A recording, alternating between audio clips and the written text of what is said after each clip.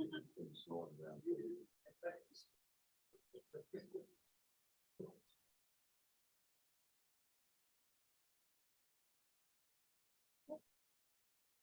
afternoon, everyone. Sorry, got a little feedback. Okay. Good afternoon, and I'd like to call the regular meeting of the Comox Valley Regional District Tuesday, July 25th, 2023 to order.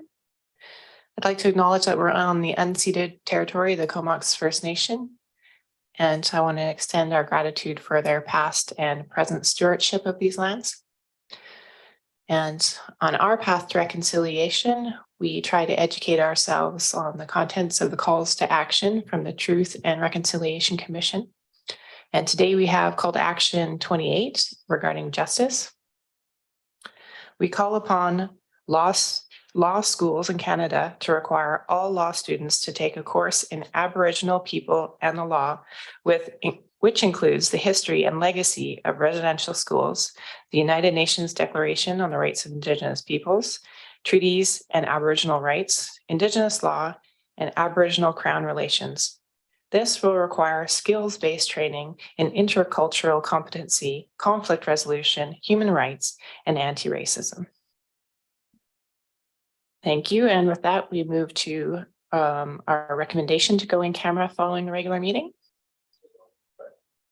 Moved by Arbor, seconded by Grieve. Thank you. And we will go in camera according to 91C, G, and J of the Community Charter. All in favor? Any opposed? That's carried unanimously. And we're on to adoption of minutes. Moved by Arbor, seconded by Hillian. Adoption of minutes for the regular board on July 11th. All in favor? Any opposed? That's carried unanimously, and we're on to petitions and delegations, and we have two delegations today. The first is Citizens for Safer Cycling, Spencer Capello. Moved by Arbor, seconded by Hillian. Thank you. Yes, please come forward. Welcome. And I see Debbie Bowman is with him as well. Welcome. So you have 10 minutes to present, and you have a slideshow, I believe. Okay, we'll just pull that up for you.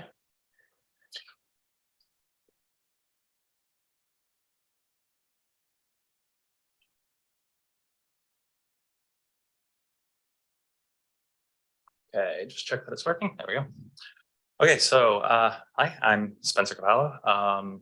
I'm a board member of the Cycling Coalition here in Comox Valley. I'm not here in that capacity, but they're certainly behind this.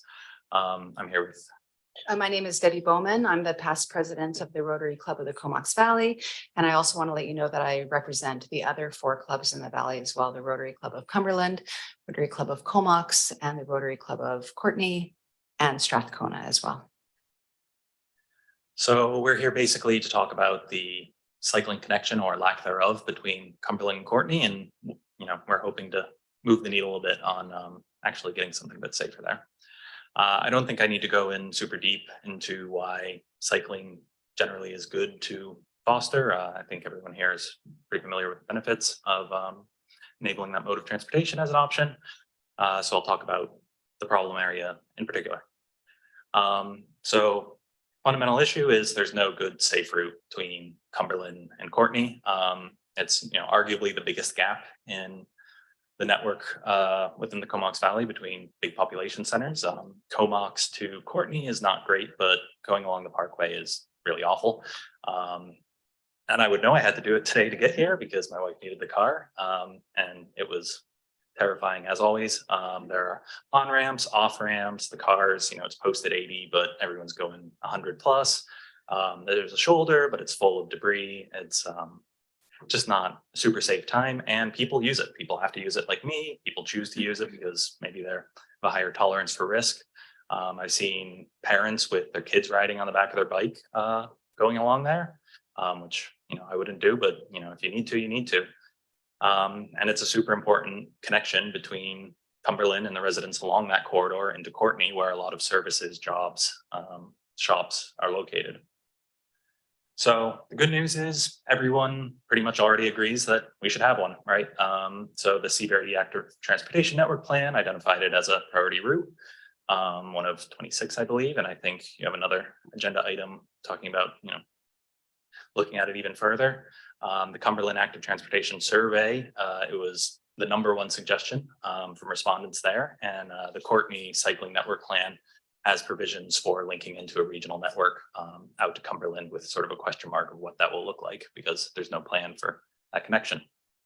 So why are we here? What do we want? Basically, we're advocating for sort of a two-pronged approach with a safer than parkway route in the short term, and then a all ages, all abilities route in the long term that really anyone from your 8-year-old kid to your 88-year-old mother could be riding on, and you feel safe about it. Obviously, this is a kind of a big multiple jurisdiction issue, and any route is going to pass through an electoral area, probably just geometry wise, although that would be down to the specific route. Debbie can talk about sort of the two visions. I would, but I can't read that. Okay. I'll talk about them later. So long-term vision, we'd love to see a fully protected bike route from Cumberland to Courtney. This is obviously an expensive, large project, but they can and do happen. Those two examples on the right there, that's that 25-kilometer route from Tofino to Ucluelet on the top, and then on the bottom is the Lochside Trail down in Victoria. Both of those are much longer than what we would be talking about between Cumberland and Courtney, which is probably anywhere from 4 to 8 kilometers, depending on where the route actually went. So this would obviously be a involved, coordinated effort between the CBRD, Cumberland, Courtney, Modi. I'm guessing there are probably other people that would be involved that I don't even know about. And I'd love to see motion towards that in the long term.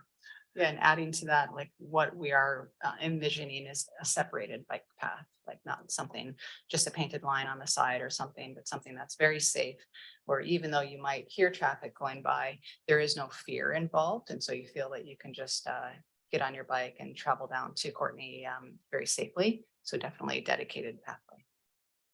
Right. And then more in the short-term vision, we are also at the same time trying to look at how can we improve things for the people that are already out there on the parkway. Specifically, are there any sort of interim routes that can be sort of quick wins for safety? This could possibly be a community-led effort, working with community groups and members and leaders to build trail or get resources and funding. One possibility we've looked at a bit is connecting the two ends of Small Road with trail to Royston Road in the south, and then up to the junction with Cumberland Road in the north, which would give a fairly good, alternative to the parkway that could be built out reasonably quickly as more of a community-led effort, while still hoping for that fully protected, dedicated, separate path longer down the line as a larger initiative. That's all I have. And so thank you a lot, and I welcome any questions. Great, thank you so much. And I'll open it up to the board. Anyone with questions? Director Arbor, go ahead. Yeah, thanks for coming. And I do wonder whether it's coincidental you're here on the same day as we're going to discuss that item further down in the agenda in terms of looking at options around that top priority for connecting Cumberland and Courtney.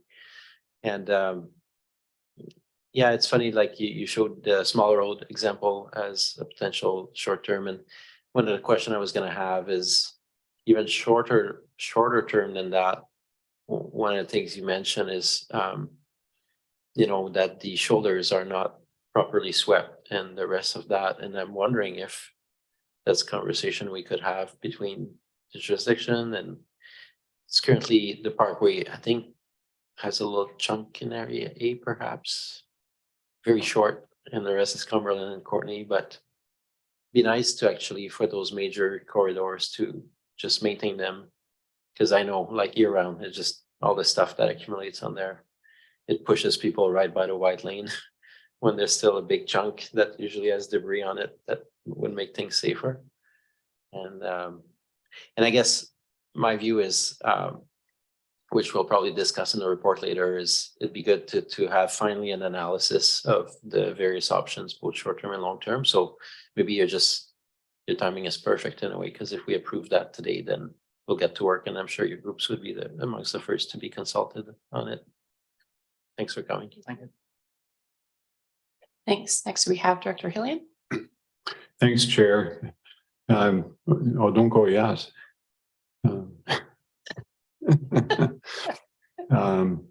Actually, I'm a bit embarrassed because my dog and I nearly walked in front of a cyclist this morning on the 5th Street route. That wasn't you, was it, Debbie? No. Oh, good.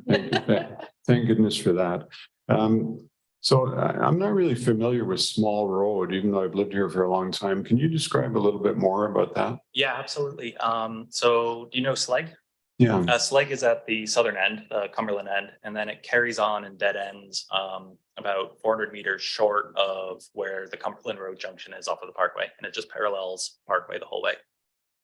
Oh, okay. Just on the one side, though. Yeah. Yeah. So you'd access it by going over Boulder Hill on the Right. Houston Road. And then on the left is where you would start the trail. And there's already a bit of a trail there now, Yeah, right? you can get through on foot, but Yeah. be tough on a bike. Sure. Is the old logging road of any use in this project, do you think? The Comox logging road. Yeah. Yeah, I mean, that's definitely an option. It kind of goes the wrong direction, right? It's not quite east-west, but as part of a route, that could definitely be something that would be looked at, I assume. So Right. And Debbie, you're here representing Rotary clubs. Is there any indication on behalf of Rotary of being willing to put some financing into a project like this? There's been no promises made as far as that is concerned, but they're all very keen on it. So usually being keen is step one. And they definitely want to put shovels in the ground and boots on the ground and do volunteer work for sure. But I mean, we're talking about something that's, quite expensive. However, it's been done. The Campbell River Club has been very integral to doing that pathway that's along the ocean. But that's taken them about over 20 years to get that going. But we have been consulting with them to learn how they did it. How did they make that happen? So we're definitely willing to learn and put in the work. But we definitely need the municipalities and the CDRD and all of you guys on board as well, because we certainly can't do it by ourselves.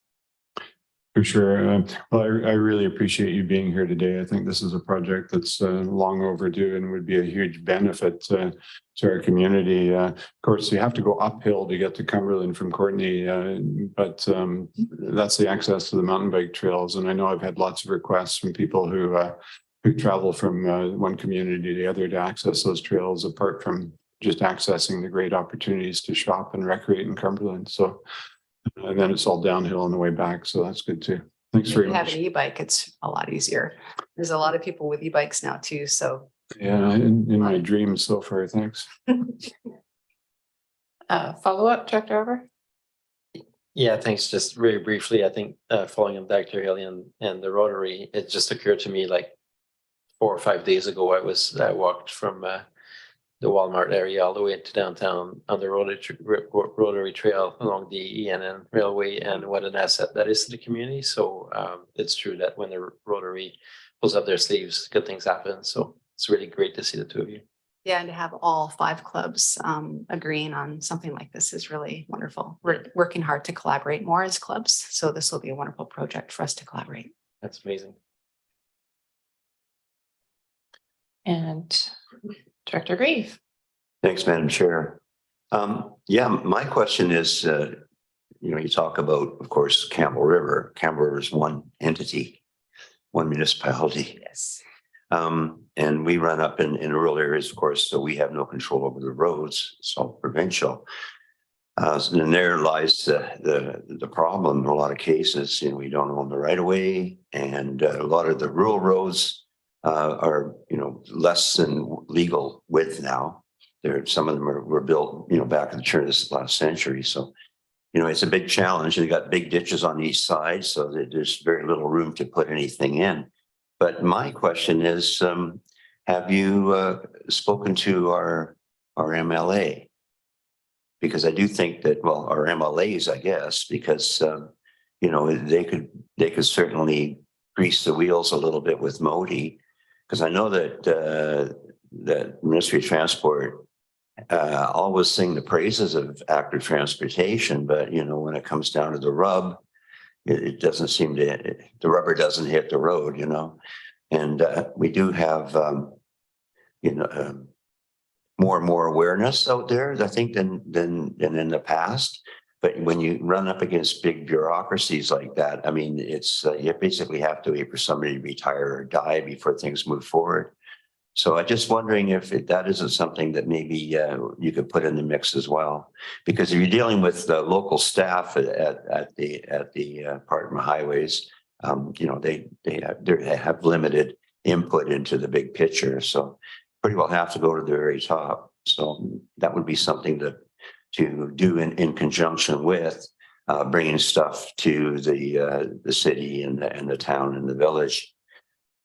But I'm with you all the way, but you know, it's been quite a challenge. We've got a little project, as you probably know, out Knight Road, and that's the shining example, I guess. And that's a partnership between the regional district and Comox and Modi. But it's expensive, and they've got a limited budget.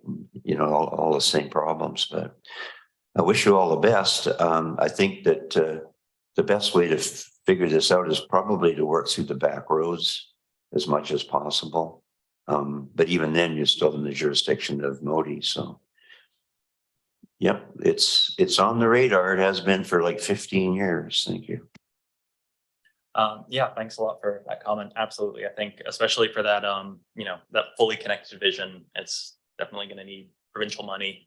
There is money in the province for active transportation available. So talking to the MLA and moving forward in that direction is definitely part of the discussion that's going to have to happen. Yeah, and I feel like we've got some forward motion. We'll be talking later on the agenda about the active transportation plan. And if we could have a unified message there, and then a unified message from all the rotaries, I think it would go a long way with upper levels of government to get something happening. So thanks for your presentation. Thank you very much.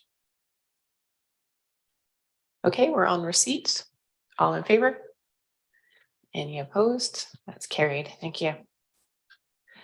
Next, we have cycling on Little River Road with Andrew Clements. Moved by Arbor, seconded by Grieve. And welcome. And you also have 10 minutes to present. Great. Thank you so much. Good afternoon, distinguished board members and staff. Thanks for hearing my presentation. My name is Andrew Clements. I'm operating obviously in a more subjective, narrow view in terms of the expansion and the road that I'm looking for, and in particular Little River Road. So essentially I'm here to try and generate some awareness, some support, some advocacy, and seek some direction.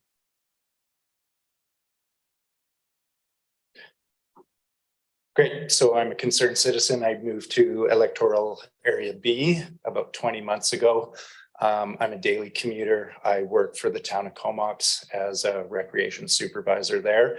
And my apologies to James and Director Richard Director Hardy, sorry, for using my town email to actually get a hold of you and present this piece forward. I recognize that conflict of interest. And at the same time, I think it's a serious complaint. And when I'm dealing with safety in the community center, we need to take a proactive view on safety. So that's sort of how I approach that. And again, I apologize for being out of line there. It won't happen again. As a daily commuter to the town of Comox, I've been employed there for 20 months. I've logged nearly 2,000 kilometers on this route since January 1st of this year. I started working for the town in January of last year, 2021. That's essentially 203 rides, 91 hours and 40 minutes of travel time. I'm a husband and a father to my 6-year-old son. This very brief interlay of the map. So what we're looking at is I live on Jackson Drive and I come through a little trail that dumps me out on Eleanor Road, just above the Powell River Ferry. From there, I take a right on Wilkinson Road that then eventually leads me to Little River Road. And I have more maps coming up that I can demonstrate or just show you exactly where the areas of concern are. I ride a road bike. I don't have an electric bike, so it's actually a fixed gear road bike. You're constantly riding and your tires are pretty small, and it's a great efficient ride. I work in recreation. I love to recreate, and that's gives me my time to get to work and clear my mind and get me prepared for the day. It's a beautiful ride from Little River. Here's just some stats from my Strava. So if you have the Strava app, you can log all your stats. So not lying to you, there's 203 rides, 91 hours, distance of just under 2,000 kilometers.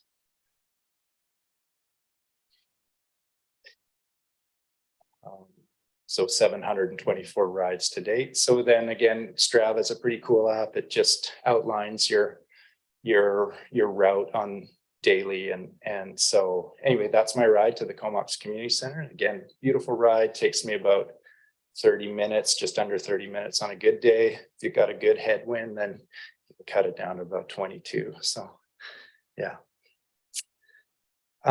Here again, pardon the simplicity of my map, but essentially the area of real concern is in and around Little River Road, where the Rad Farm is just, if you're heading towards Comox Valley Airport there, where the arrow's pointing, essentially it's that corner, and then the next one if you were traveling south towards the airport. And it's just an area of the road that is actually completely cracked, and there's no shoulder.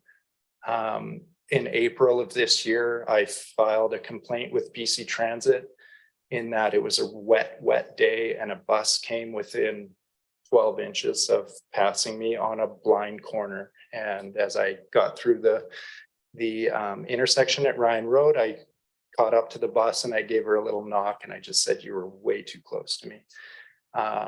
Yeah, it's things like that. There's interactions that happen every once in a while, and the condition of the road is pretty severe. It's not in good shape when it's wet. It's slippery. Again, I'm riding on road tires. That's my choice. I have a elevated heightened level of risk apparently, but you know, there's a way to make things a little bit safer, I think. I don't mind if I'll just play a quick video here of the road in the area in question. This was maybe last week on my commute home from work. So I'm heading north, and this is just past Ryan Road on the area of the road that is fairly treacherous.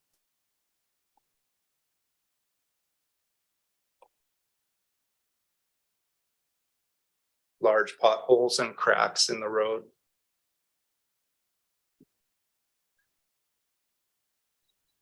And this happens regularly.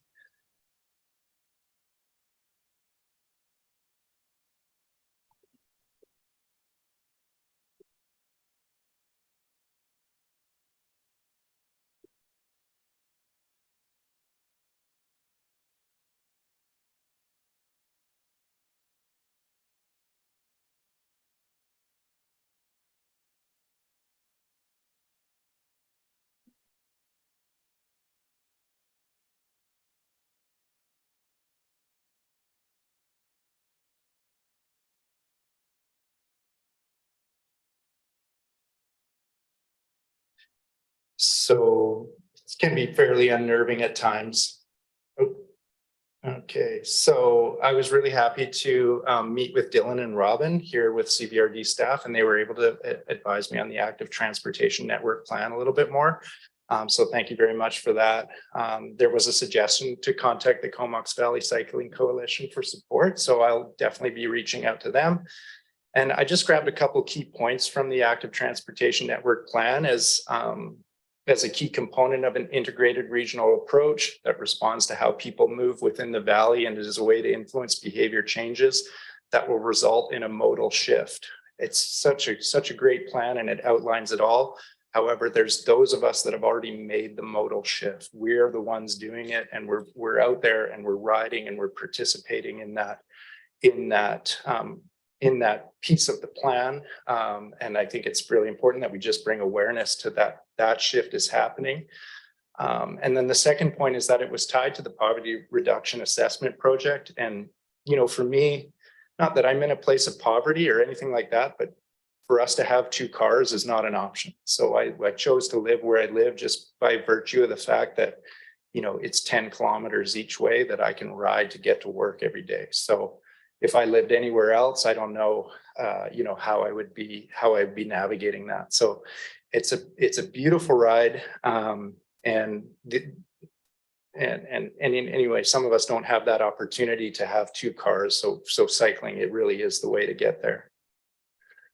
So reasons to consider adding this to the route of the active transportation network plan is the connection piece. So all as well, this is a beautiful link from BC Ferries from the Little River Terminal. This is a great, you know, the direct access if somebody was on a bicycle tour and they were going from Comox to Powell River or vice versa, Powell River to Comox. There's been some great work done on Knight Road, and as well, as soon as you cross Ryan Road, you're in a bike path and you're good all the way to Comox, which is great. So increasing that connection as a wonderful sort of seaside route. It's busy and it's beautiful. Often I see 6 to 15 riders per commute in the summer. So lots of traffic there, and sometimes people walking with suitcases as if they've come from their Airbnb or whatnot. So, and the last piece obviously is safety, just to try and just increase some awareness around the importance of safety and right. I'd love to, you know, every day I go to work, I'm grateful to do what I do and be able to work in recreation, and specifically in this part of the world. And, you know, I want to get home to my family safely every day. So appreciate your time. Thank you very much. Thanks for the presentation. Are you open to questions? Absolutely. Great.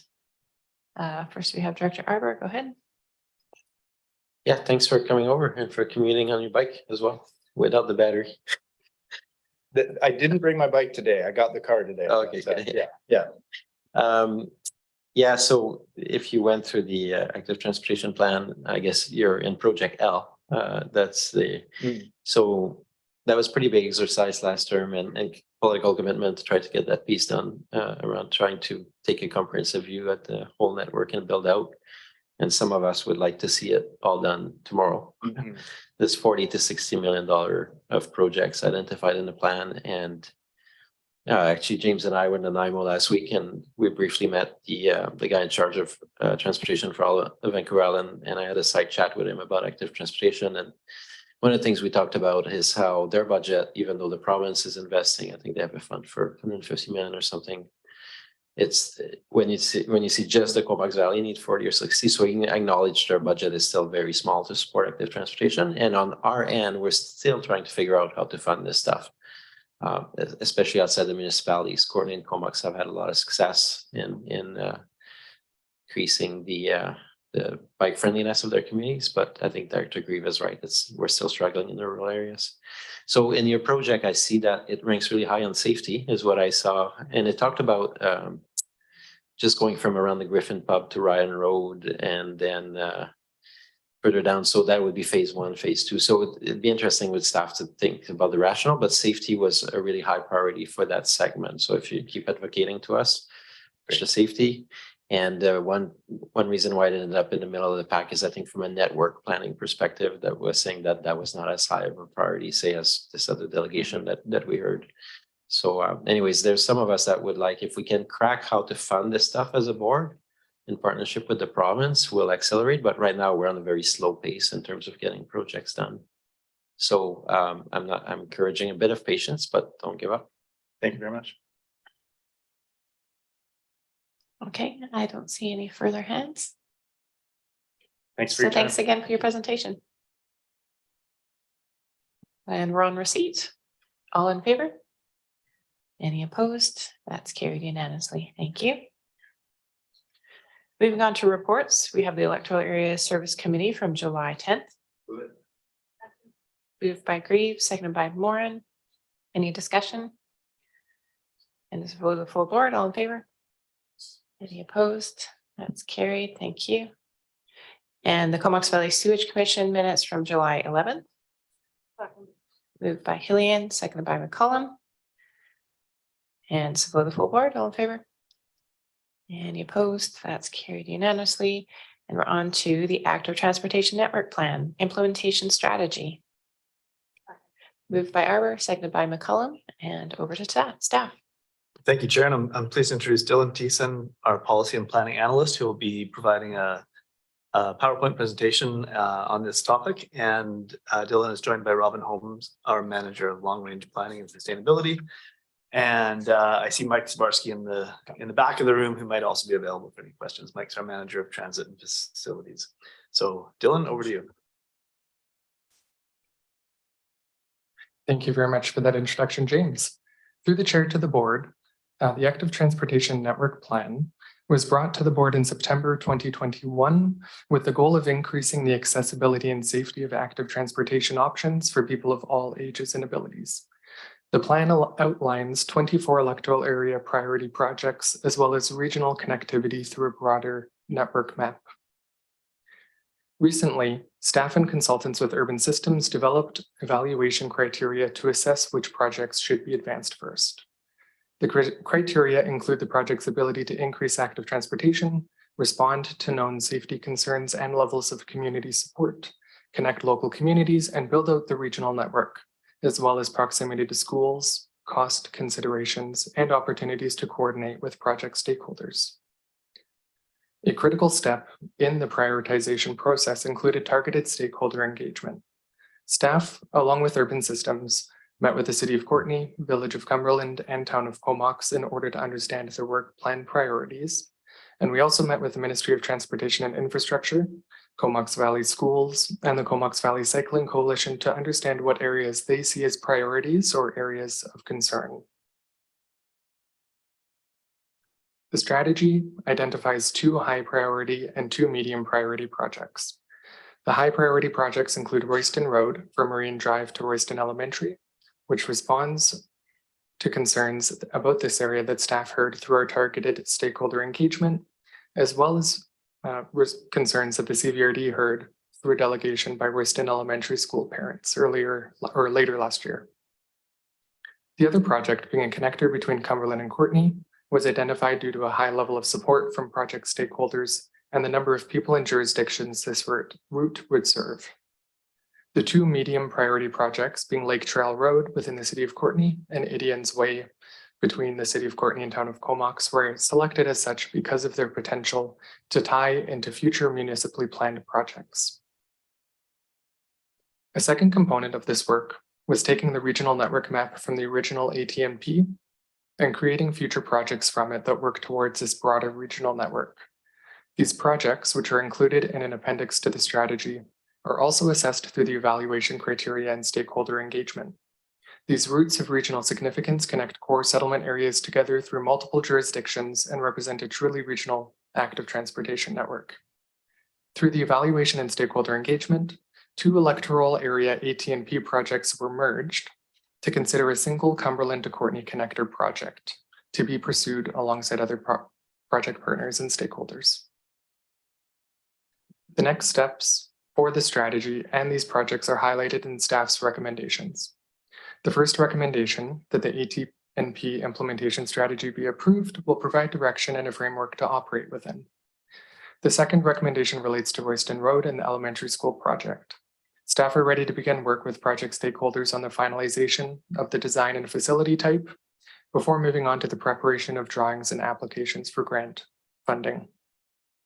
For the Cumberland to Courtenay connector, staff are ready to work with project stakeholders on the preparation of an options assessment in order to determine the best route and facility design choice, and to prepare an implementation agreement that outlines cost sharing responsibilities among all stakeholders. As James mentioned, both Robin and myself are available to answer any questions you might have. Great, thank you, Dylan.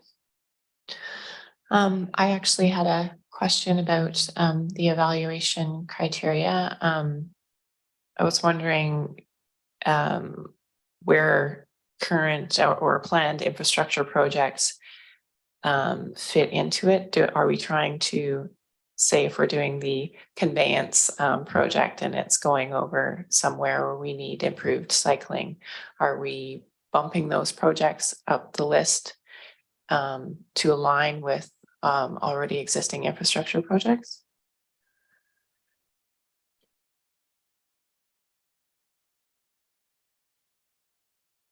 Thanks for the question.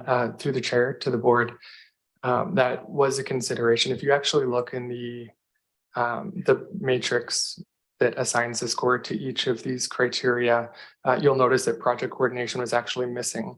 And that's because that came out of our targeted stakeholder engagement. That would also be a conversation that we would have internally, like you said, with the sewer conveyance that runs through some electoral areas.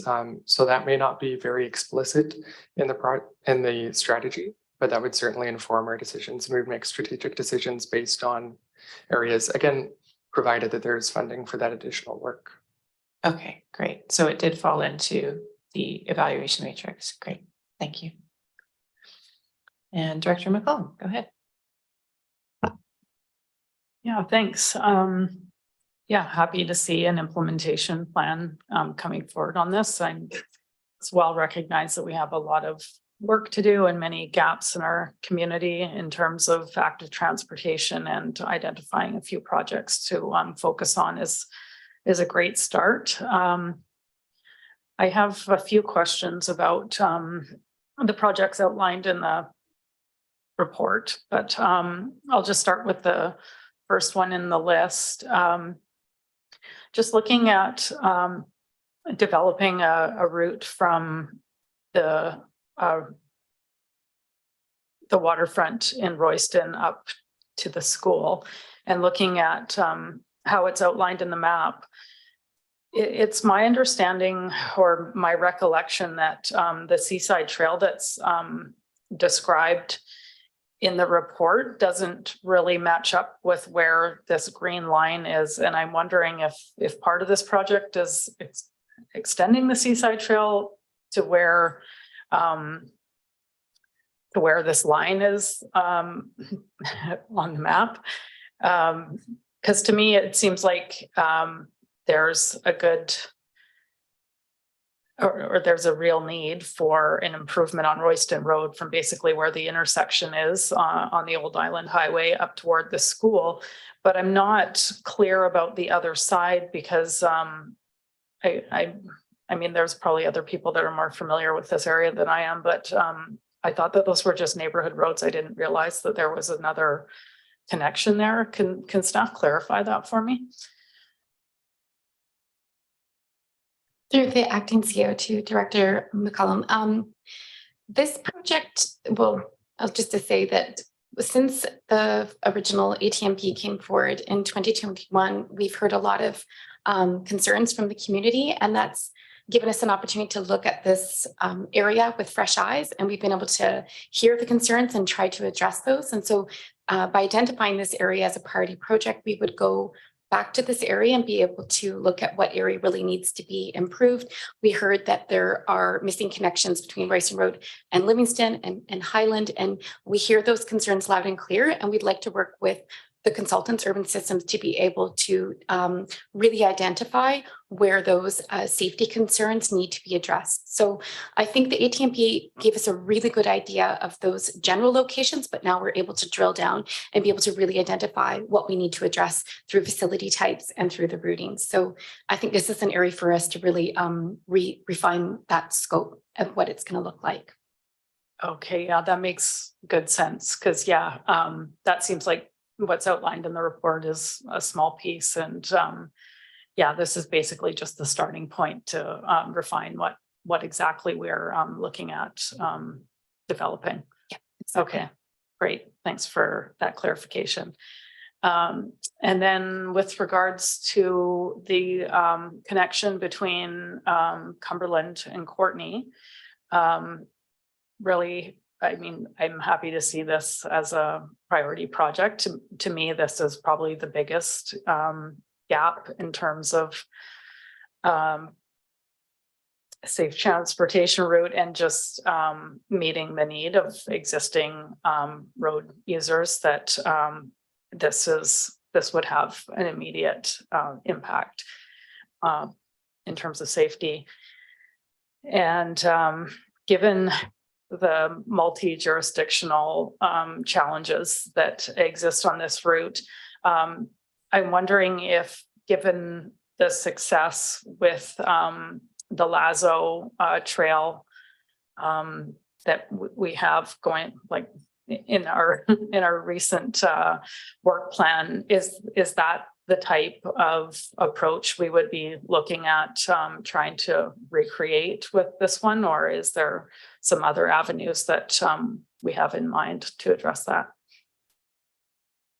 Through the chair to Director McCollum, we have definitely discussed that at the staff level. We've seen that be a successful model. I think what makes this area perhaps a little bit more unique is that we still need to decide what that routing is going to be and what that facility type is. And so that's why staff have suggested an options assessment. And I think through that process, we would really identify what that model is. We might have to tweak it, but I think the Lazo example has provided us a really good roadmap. That's great. And then just to follow up on that, what would be the function that would fund the options assessment? Like, how are we looking to support that in terms of service? Through the chair to Director McCollum, staff have thought about that. We've, as you'll see in the staff report, we've allocated $40,000 to support the preparation of a grant application for the fall intake for the BC Active Transportation program. That would not be this project. There's more work that needs to be done for that, but we have allocated funding in budget in the RGS service that would support the preparation of a grant application at a later date. So once we have had a chance to move forward with the options assessment, we'd be able to move forward with that grant submission. Great. Thank you. Next, we have Director Arbor. Thanks. I'll pick it up from there from Dr. McCollum, because financing was one of the two questions I wanted to ask. I was hoping that the implementation strategy would start to drive us toward a more sustainable long-term funding strategy for the entire network build out. And I don't think the report achieves that. So when Dr. McCollum says which function, I don't think the RGS, unless staff thinks so, could end up being the ultimate vehicle that funds project A to X. I know we have the new Regional Parks and Trails Committee that is going through its own strategic planning process. And there as well, it's been a bit of a question mark as to whether we're going to look at active transportation. So on the financing part, and that's the conversation I had with Mike Pearson at in the NIMO, is I said, would it be helpful if we could show you a sustainable, like we're allocating $300 a year just as a service, and we can start to do a strategy around how those funds allocating and matching it with your funds. And it's like, absolutely. And almost nobody has that in regional districts right now. A sustainable, like RGS would be a yearly decision, project by project based on the budget. It's not a dedicated source of funding to build out active transportation. So I just wanted to confirm that I read the report correctly. We haven't cracked the financing, but I don't know if staff have additional comments on that, on how we might go about that between this discussion and the RGS and the regional parks and trails, and whether there's any further thoughts. And then I'll have a second question if I'm allowed. Through the chair to Director Arbor, we have had discussions at the staff level on this. Obviously, funding is a major constraint when it comes to constructing active transportation projects. In the planning function, we're limited to the actual planning of the project. The construction would have to come from another function. We're limited with the amount of funding that we can access through the programs. As the BC program, it's a maximum of $500,000. And as you know, the project list, it's in the millions. And of course, through the federal grant programs, there's more money available, but it's still limited. So we would be approaching it project by project basis currently as it stands. Yeah. Thanks. So, yeah, so I guess we need to keep working on it and also continuing to advocate with various ministries, because the province is fairly aggressive in their mode share to 2030 and the rest of it. Then you could tell they're wrecking their brains about how they're going to meet those targets. And they acknowledge as well, just like we are, that the amount of resources put to it is not going to do the job. So guess what can carry that on into the budget cycle next year.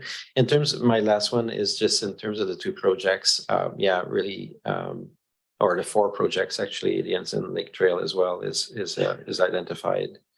The Cumberland to Courtney, I guess I'm glad that we're looking at the routing to start, because I remember a quick chat with the Cumberland Recreation Coordinator, and he was even talking about a long-term option around going around Maple Lake and through the cemetery and the underpass. And then you would be completely separated from the parkway altogether without necessarily having to do that crossing. So I'm glad that we'll actually do a full routing assessment, pros and cons.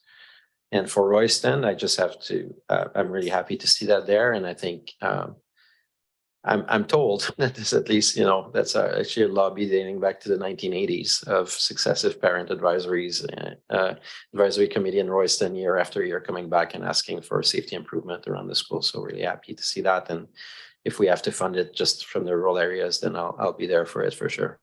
Thanks. Thank you. We're going to go to Director Helian as first time speaker on the topic. Oh, thanks, Chair. And I think we should get our Lake Trail parents to talk to the Royston parents if they've been working on this since the 80s. Our Lake Trail parents have been working on this for 5 or 6 years, and they're really frustrated with the slow speed. I'm curious about what staff are hearing in their dialogue with the Ministry of Transportation and Infrastructure. Do they in fact have any funding programs that might help us in the interim, for example, to repave some of the deteriorating shoulders on rural roads that we're hearing about? I note that when we built the water treatment plant, we were successful in getting a significant section of the rural road paved, which has been a huge benefit to that project and to other users of the backcountry out there. But I'm just wondering what Ministry of Transportation and Infrastructure can bring to the table in terms of regular programming that they have apart from any special project that they might work with us on. Thank you. I appreciate that question. Through the chair to the board and Director Helian. As you saw, we did speak to the Ministry of Transportation and Infrastructure about this strategy as a whole, as well as these projects. Their concerns tend to arise if they are on the hook for maintenance. But other than that, we were quite pleased with how willing they were to work with us in certain areas. We would have to have a further conversation with them about particular funding options, and we certainly would explore that route. It wouldn't surprise me if they have some funds available, and certainly seeing as this is in their jurisdiction and the province has these active transportation targets as well, we're hoping that there might be something there that we can utilize as we work through this together. Going back to Director McCollum's point as well, just about coordinating these projects with development or upgrades that are planning to be happening. Modi also did reference that their highways and the parkway would be considered one of those, certainly would go through some regular maintenance, not necessarily frequent, but every 4 or 5 or 6 years. And we're certainly wanting to get to work on this much sooner. But for all of these projects, as all of our electoral area roads are within their jurisdiction, this is on their mind as well. So if they are scheduling some sort of work that would interrupt the roadway itself and we would have an ability to tack onto that, we would certainly look at that as well. Thanks. And one more question. I may have missed it in the report. What's the difference in the time frame between a project that is high priority and one that's medium? And is there a way that if we found that more grants are available, that we could bump up the medium ones to high? Chair to Director Helian, the difference is essentially we're prioritizing which projects we're going to be advancing to move forward with that grant submission. And so because the intake is in October, we need to get going with that, moving forward with the construction drawings, finalizing those decisions on facility type. So essentially the priority determines which project will be advancing to the grant submission. Okay, but high priority would go this October, medium would go next October? Potentially, it depends on if we're able to advance the Cumberland Courtney connector in time for the fall submission. So that's why those two projects were prioritized, was based on the ranking in the evaluation, but as well that recognizing that the Cumberland Courtney connector is not ready for a fall submission. So we would need that time in order to have it get ready for the next intake. That's great. And just one other short one. I didn't notice in the funding sources the possibility that there may be some private landowners in the area that might have some corporate responsibility inclinations and want to donate to projects like this. The reason I bring it up is because before I was elected a number of years ago, I walked along the to the RD. That is, I walked along the former logging road with an individual who saw it as a brilliant part of our trail system. And I talked to the parks director at the time about how we might be able to do that. And one of the responses was that we were waiting for some land development to take place in the area so that the private landowner could in fact make an amenity contribution. So I don't know whether that's an option in any of the potential routes that we might look at, but would appreciate it being considered if it is. Thanks. Great, thanks for that. Next, we'll go to Director Grant. Yeah, thank you. I'm just wondering how much time do we spend with Modi to find out what their plans are for redoing roads? Like I know Knight Road, Lazo Road, we've been on that for 20 years. And when Knight Road finally came up as something that was going to be redone, it actually, we got the bike lanes and we got it widened. And they're just about there. We haven't got the Lazo piece yet, but it'll be close. So I'm wondering if maybe it wouldn't make sense to follow what Modi's doing. And when they're doing it, get what we want at that point. Now, I'm thinking of Andrew riding his bike up Little River Road. I've done it thousands of times. I know exactly what he's talking about, but that road was put in the 60s, right? So nothing's been done to it since. It's definitely time to be looked at and redone. And that piece that he showed is actually, like that might be one where if they're ready to go pretty soon, it might make some sense to be able to jump the queue a bit. So. Thank you very much. Through the chair to the board and Director Grant. This document is not meant to be a static document. There's definitely a certain amount of malleability and flexibility there should opportunities present themselves to kind of jump the gun or get ahead in certain areas. There of course are some funding considerations too. So, if working with Modi in areas where they're already going to be digging up and redoing the road cuts down on that cost, certainly that would be very helpful.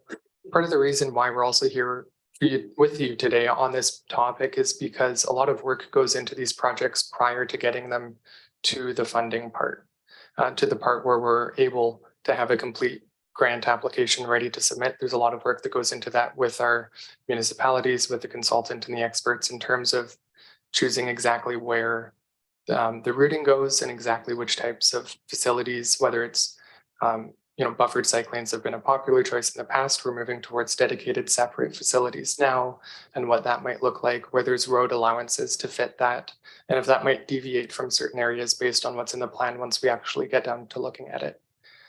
So your comment is definitely well received. I think we're more than happy to work with the ministry when they have things coming up, but also recognize the fact that we do want to do work in the meantime while they're working towards these projects of their own as well.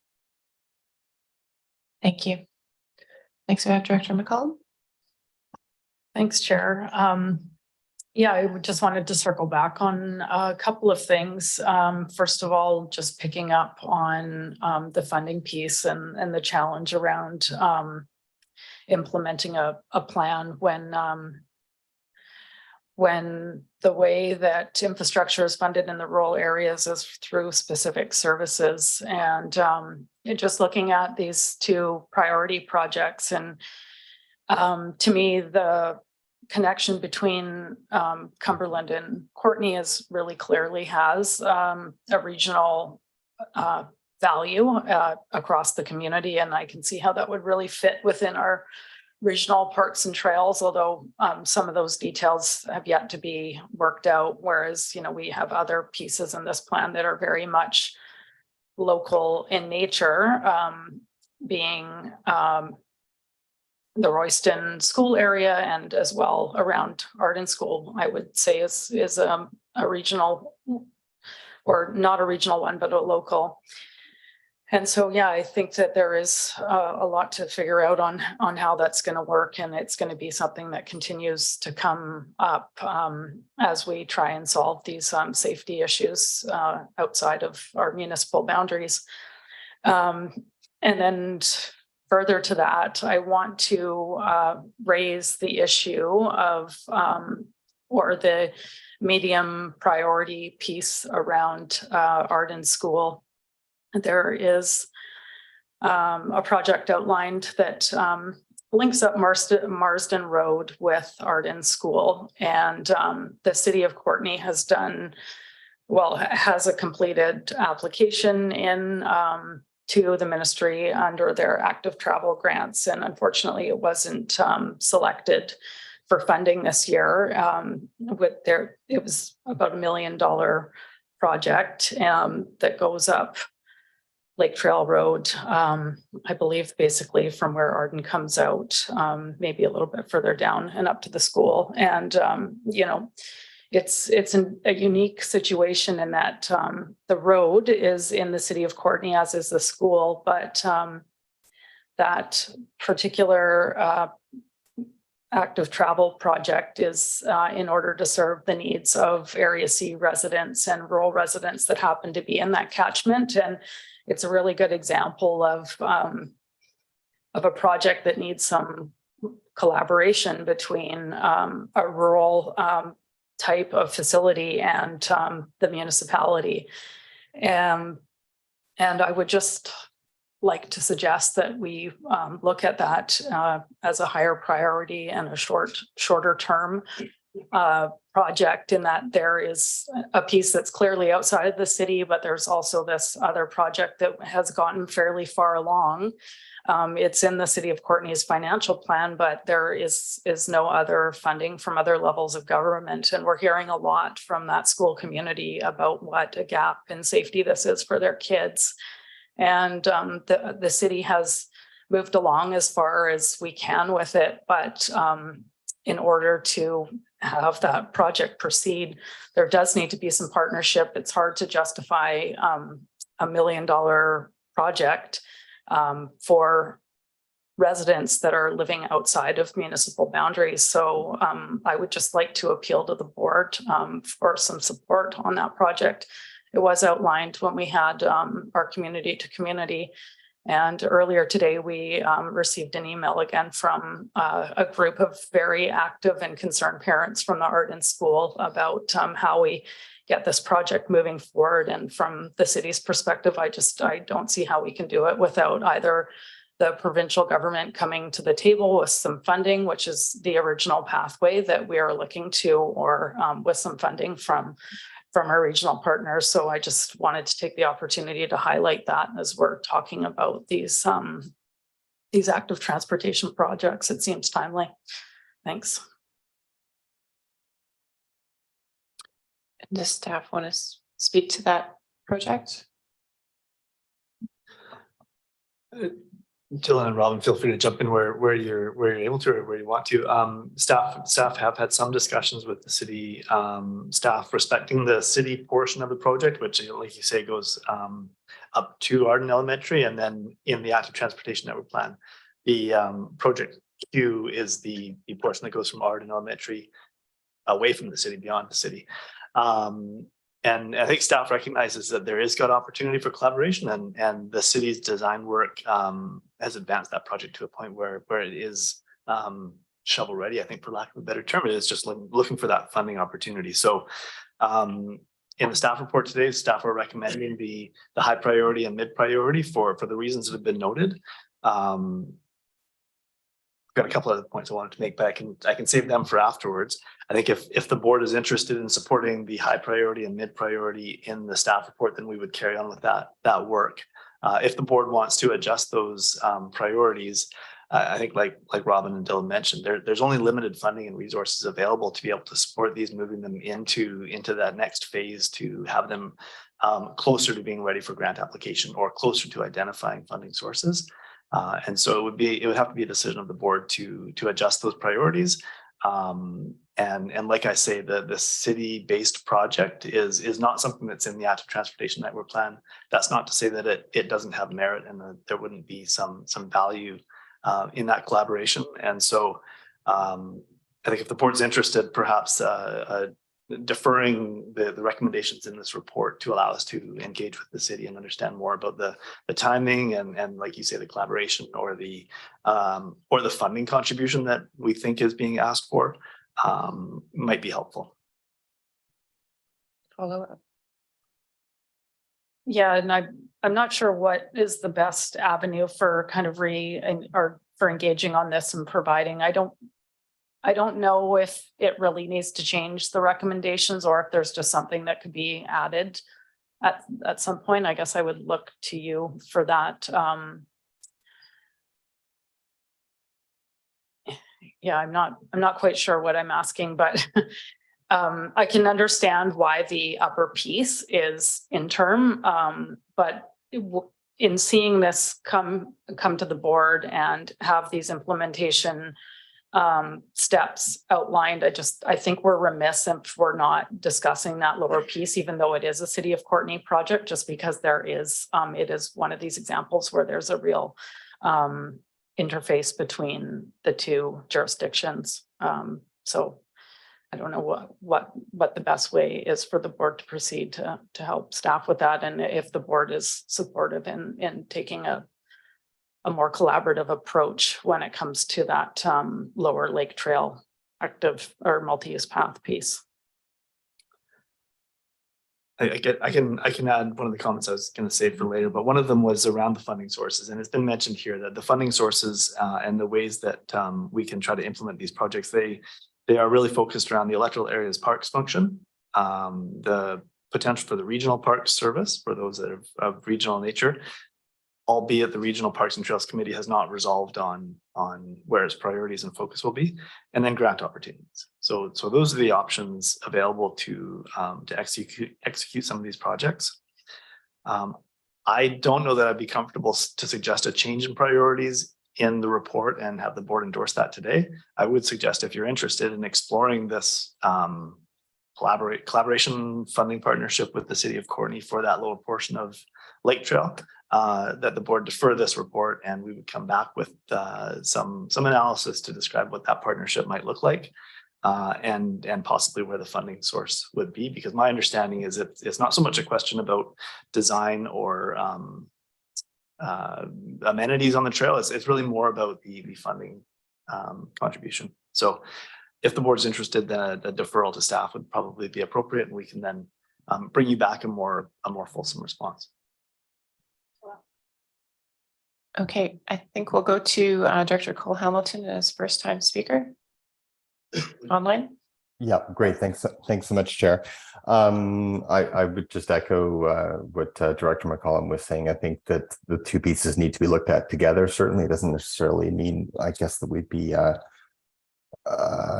the end changing the order necessarily and moving up the Lake Trail piece, but the design certainly needs to be congruent. I noticed in the staff report was speaking of an asphalt path, whereas Courtney is looking at a multi-use packed cinder path. So we'd want it ideally to be something which is unified. But I guess speaking of schools, I just wanted to talk about. I know that we consulted with the school district in this process. Have we shown them this final report, and would they sort of concur on the ranking of the various school-based projects in terms of the need that they see for active transportation? Just what was their feedback if they have seen this final report. We have the chair to Director Cole Hamilton. The Comox Valley School District did identify Royston School as being the school that has the most area of safety concern. So they would be supportive of the recommendation that was brought forward.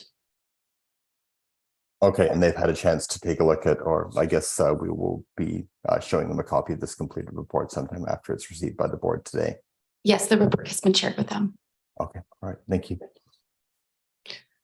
Thank you. Next, we'll go to Director Grieve. Thanks, Madam Chair. Yeah, believe it or not, there was a time when everybody took their bikes to school and everybody rode for great distances. Now, of course, things have changed. We have endless cars waiting at like Cuban School and places like that. You know, there are 100 cars idling, waiting to pick up their little darlings. So I do think that the priority should be with the kids and with the schools, working with the school district. When it comes to the Arden Road, I'm going back to September 16th, the report 2021 active transportation plan that says that 600 meters a trail on Lake Trail, 1.3 million for 600 meters. I would think that that would be probably inflated now with costs going up like they are. Over to James, it was mentioning about that. Would that be the portion that the electoral areas would be looking to extend from the Courtney portion? So we would be, Courtney would be, because that road is an MOTI road, is it not? Or is it City of Courtney from Arden Road down to town? My understanding is from Arden Elementary into the city, that's all City of Courtney. And That's all City of Courtney now. Okay. Beyond Arden Elementary up the hill is in area C. So yeah, the area Which C. is Ministry So of Transportation. because I would venture to say that, you know, if Royston's been waiting for 10 years, they've been waiting for 25 years for this trail. It's been a big issue since I've been elected, and that's 25 years or 15 years ago, and even before then. So my question is more around eligibility for the Canadian community grants, like the gas tax grants. Is that something we could, because we don't own the facility, right? So we can't use a lot of our grant money, our rural grant money for projects in property that we don't own. Is that correct? I think that would be part of what we'd want to be absolutely sure on in terms of those funding sources. And Lucy Wacharek is here today. Kevin Dewill's on vacation, and he usually answers those questions around the community works fund. And in the past, I always get that.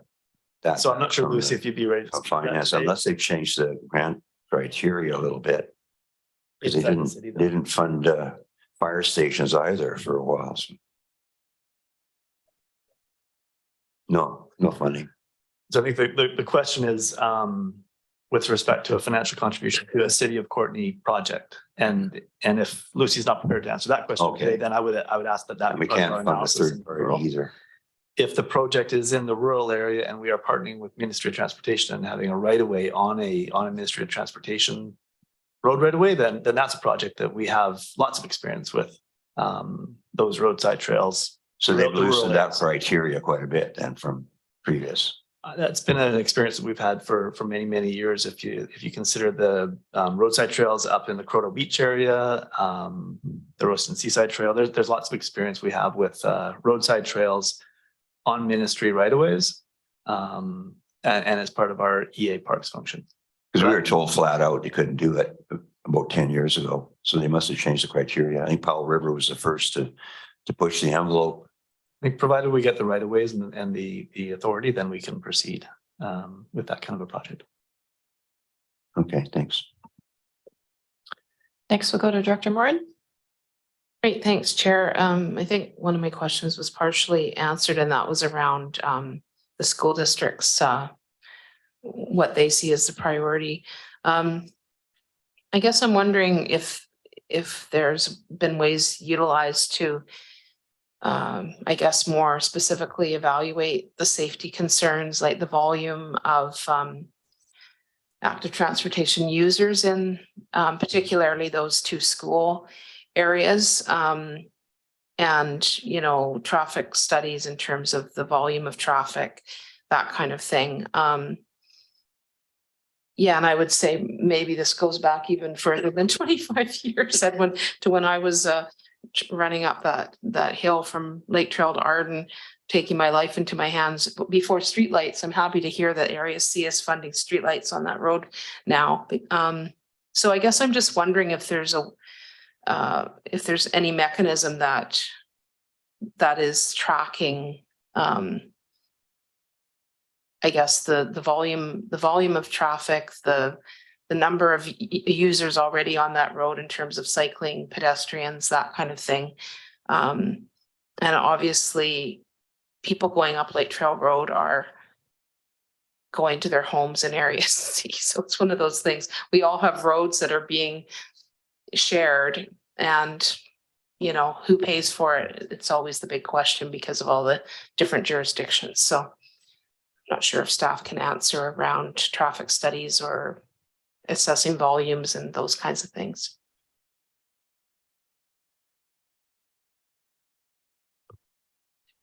Thank you. Through the chair to the board and to Director Morin, we did not have any traffic studies prepared throughout the creation of the implementation strategy.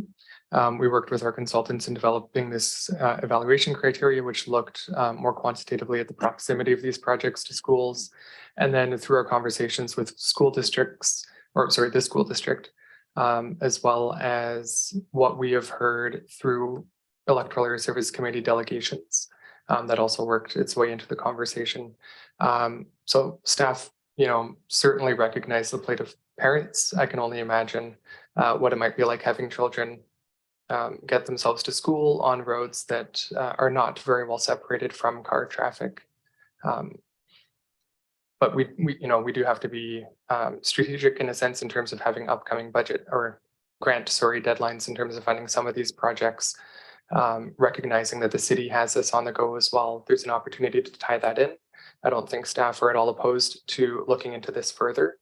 And, you know, there's a reason why it's identified as a medium priority rather than not discussed at all right now. Mm-hmm. Yeah, and I guess I would obviously we've had other Courtney directors speak about this, but I think it does, I think we're also speaking for Area C in terms of those parents or those families that are utilizing that. And we have two schools as well. Mm-hmm. So there's, you know, traffic going back and forth between those two schools.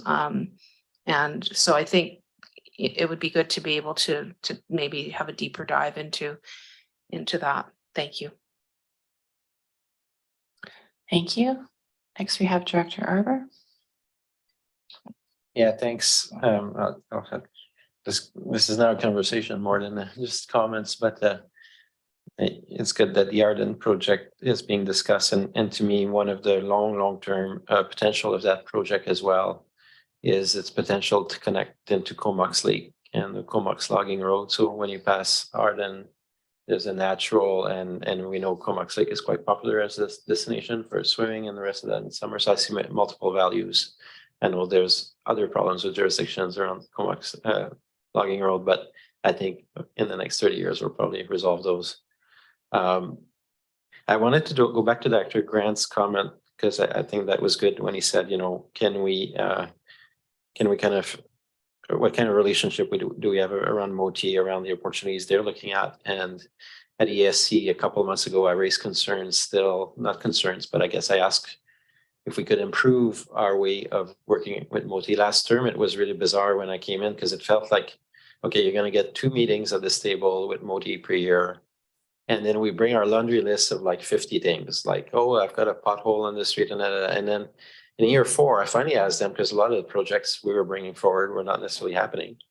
So I actually asked them, is it like just nice to know what local government think, or are you actually building it in? And the answer was basically, it's nice to know. It was not, you know, and I think since then, we talked about the staff meetings as well with MOTI. And to Dr. Grant's point, it may be good to, I don't think we have a standing item around active transportation in those meetings either, definitely not at this table. Maybe we would just want to structure both the staff meeting and the meeting with elected officials. So we have the road stuff. And then we have active transportation. And in that, they can do exactly what Dr. Grant said. Is there any opportunities in your capital projects that you're not presenting to us that fall with active transportation? So it would create a permanent structure for these things to be raised, because that hasn't been my experience at our table. And yeah, I guess the rest has kind of been answered. I was going to talk about the Royston project and utilizing our parks function in the rural areas for it. It doesn't apply to everywhere, right? So the Arden situation is a good example of that, so I think in the next year, as much as we did an implementation strategy, I think what maybe staff is starting to hear is we need a financing strategy around all that. So we're much clearer around the resources we can allocate in the rural areas. The municipalities don't have that problem, but we should try to crack that nut at some point. Next, we have Director Hardy. Yeah, thanks. Yeah, just to add a little bit more to what Director Harbour just made mention of with regards to Modi. And I know through the Electoral Area Services Committee, we've requested quarterly meetings with Modi, and unfortunately, we haven't been able to achieve that.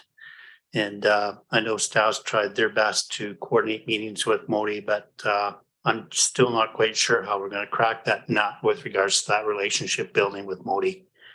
To me, it's poor at best, and we definitely need to get these guys meeting with the CVRD a lot more regularly than what they have been doing with the Comox Valley Regional District. That's my first comment.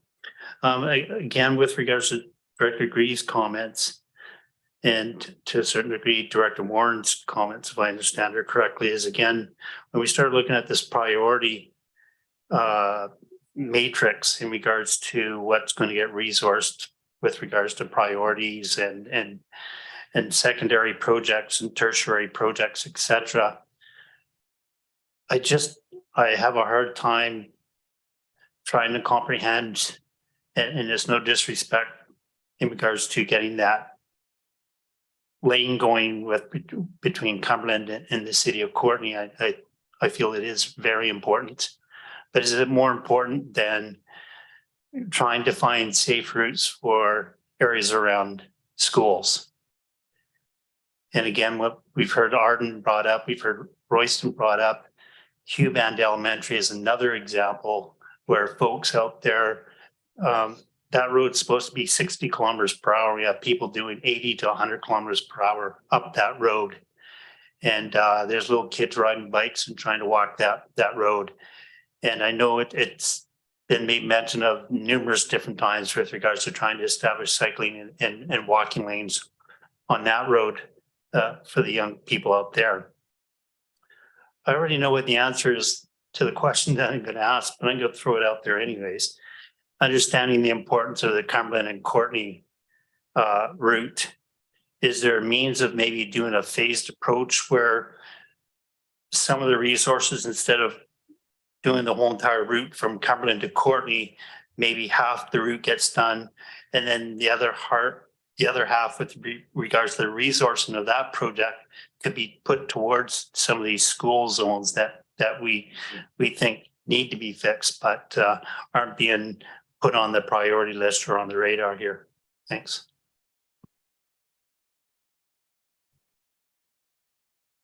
Thank you for that question through the chair to Director Hardy and the board. I think one of the biggest challenges that we would see with that is that the greatest opportunity that we have for funding these projects are through grants, and grants tend to be tied to specific projects, the projects that you submit the application for, which are fully designed and fully costed. So I very much understand the principle behind your comment and your question. And as I mentioned earlier, the strategy is not meant to sit alone completely unchanged. We do want to be able to be reactive enough to respond to changes in dynamics or opportunities or situations as they arise. But with our primary funding opportunities coming through grants, they tend to be tied to specific projects. Sorry, through the chair to Director Hardy, I think that that's something that we could look at, though, the idea of a phased approach to that connector as a part of the options assessment. We would be able to identify the best routing and be able to determine the best way to approach that. So I think that's something we'd be able to get into in that part of the project. And I'd also like to mention that staff does meet with Modi on a quarterly basis, and staff are able to review opportunities with Modi. And through our engagement with Modi, we did review the projects that were on our list and identified it against any of their upcoming projects. And there wasn't any opportunities to align. So it was something that was discussed. It was something that was flagged, but no opportunities to coordinate. Thanks, Robin. Next, we have Director Moore. Great, thanks, Chair. Yeah, just following up on some of the things that Director Hardy said, kind of thought there were some good comments in there around absolutely the connection between Courtney and Cumberland. Fully support that. That was my very first ride on my e-bike, actually. And I guess I was totally naive because I didn't realize how much danger I was potentially in. I was just enjoying the wind flowing through my hair as I whistled down from Cumberland. But I'm just wondering if the schools, if they could be bundled in an application that focused on promoting active transportation for kids and bundling those. Is that a possibility for a grant? Because to me, the Cumberland to Courtney is meeting a need that's really important. But the Arden and Royston, to me, I mean, we want to support kids biking and walking to school. And I think particularly in these areas where that's really promoted in those school communities, and perhaps it's promoted in Huband as well. But I know that those school communities often have a majority of their kids using active transportation. I think we want to support that. And we want to support people continuing that through their lifespan. So I'm just wondering if that's, I know this is staff angle in terms of writing grants, but I'm just wondering if that might be a solution to bump up the other school sort of area in priority. Thanks.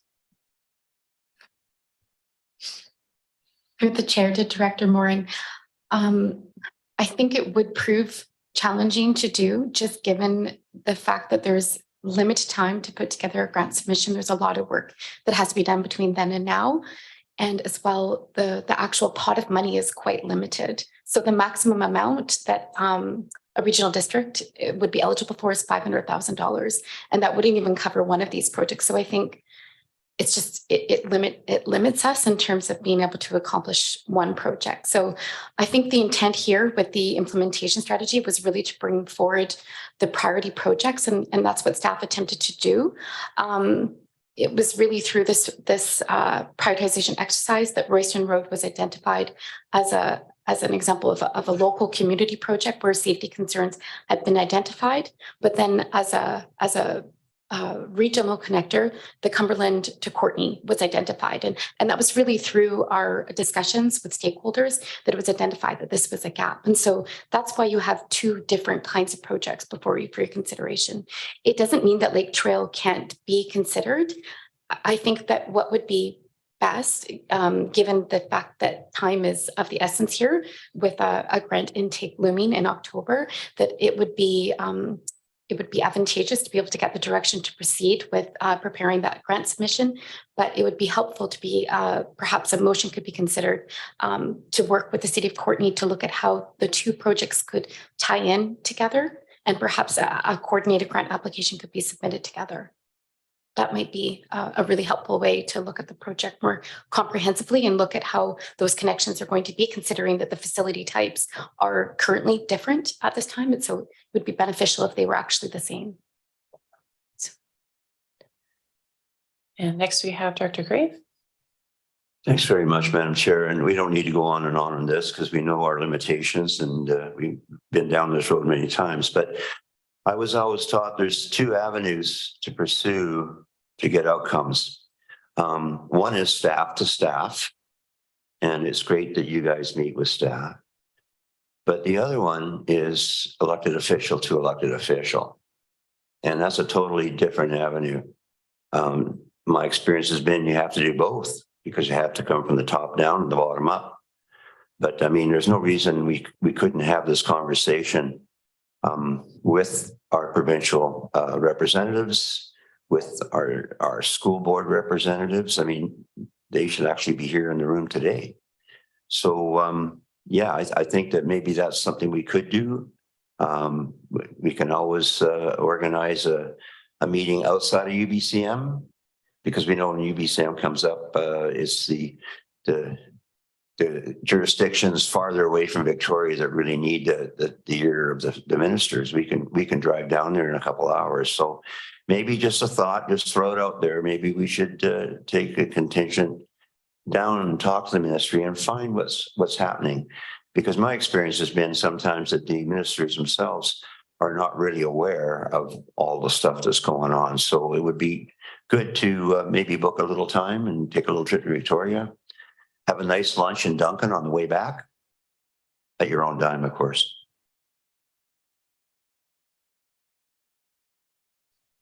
Yeah, well, I think we've made a note of that, and we'll certainly be meeting with a number of ministers during UBCM week, and maybe we can make some time to meet with Modi staff. At least we know where we stand.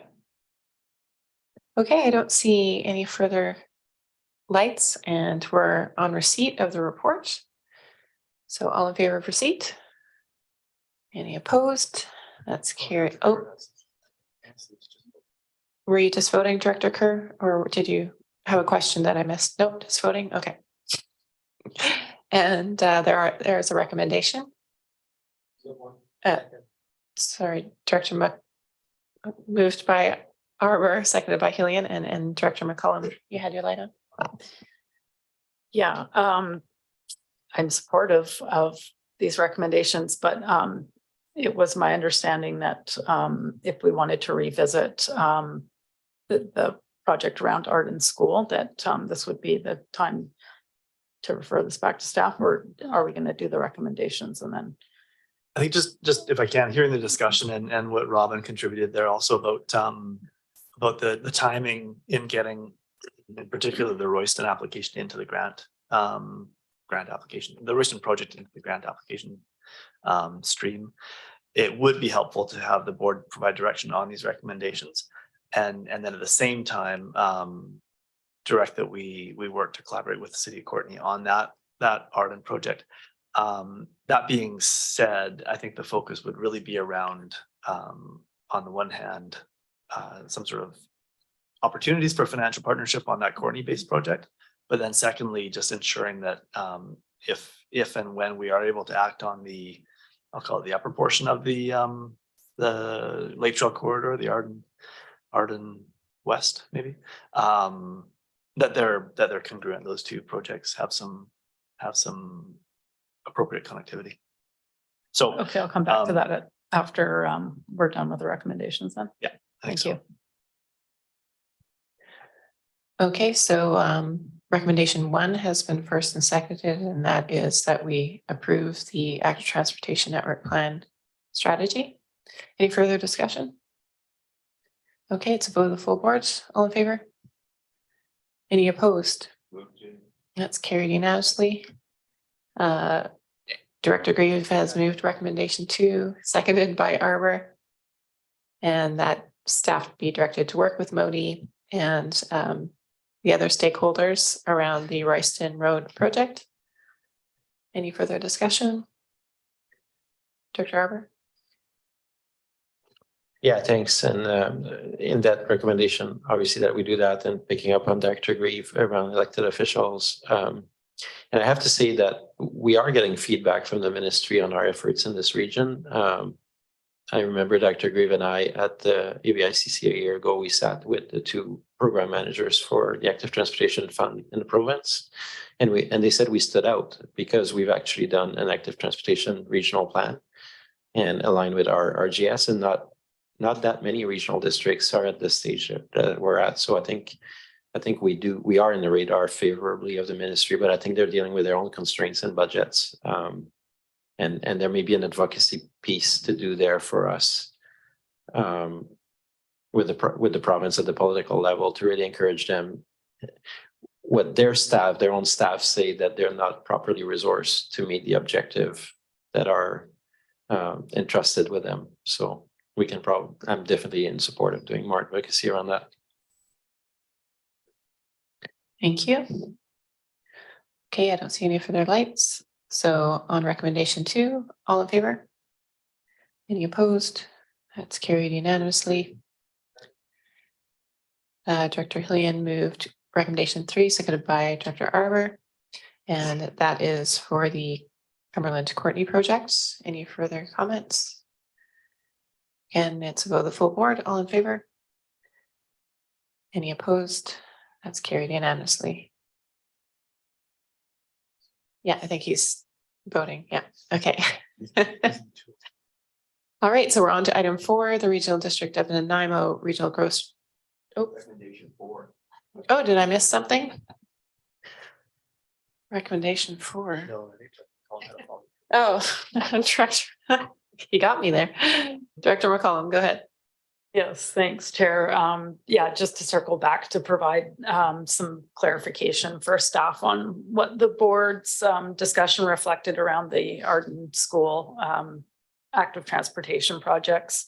I'd like to move that CVRD staff work with the City of Courtney to partner on financial support for the city's Lake Trail multi-use path project and coordinate the CVRD's project design to integrate with the proposed multi-use path in the City of Courtney.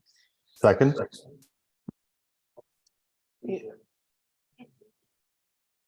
So it's been seconded by Cole Hamilton, and are you going to put it up on screen, or you don't have the full? Okay. Do you want to read it again, just so that Lisa can have it on screen? Sorry. Thanks. And we'll go to Director Killian in the meantime. Thanks, Chair. I just wondered if it might be helpful to have the motion include that the regional district and City of Courtney jointly investigate funding opportunities. Is that incorporated in it already? Go to Director McCollum. The wording was partner on financial support and grant funding opportunities. I could add that. Yeah, partner. Well, if that implies that they're going to look for funding together, that's fine. Thanks. Okay. One more time. Which, yes, I'll try and read it the same way. I didn't write all the words down. That CVRD staff work with City of Courtney to partner on financial support for the city's Lake Trail multi-use path and coordinate the CVRD's project design to integrate with it. Thank you.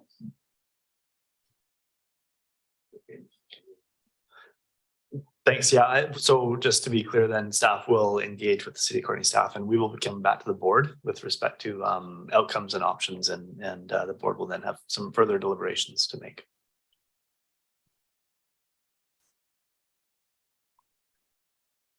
Okay, we'll just bring it up on screen. Any further comments?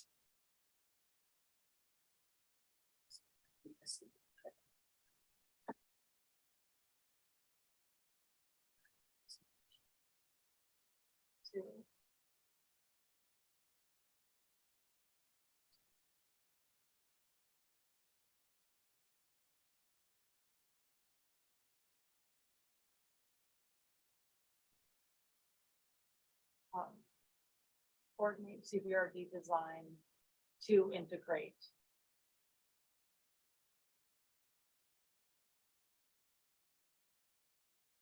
I think funding opportunities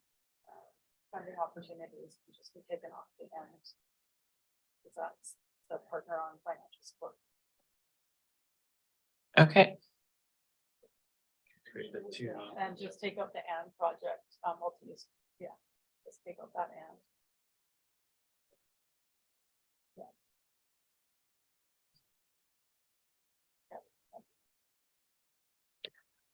Okay, it's a vote of the full board. All in favor?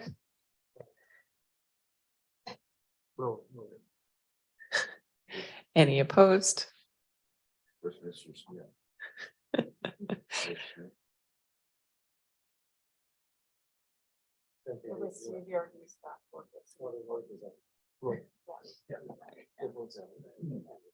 Carried unanimously.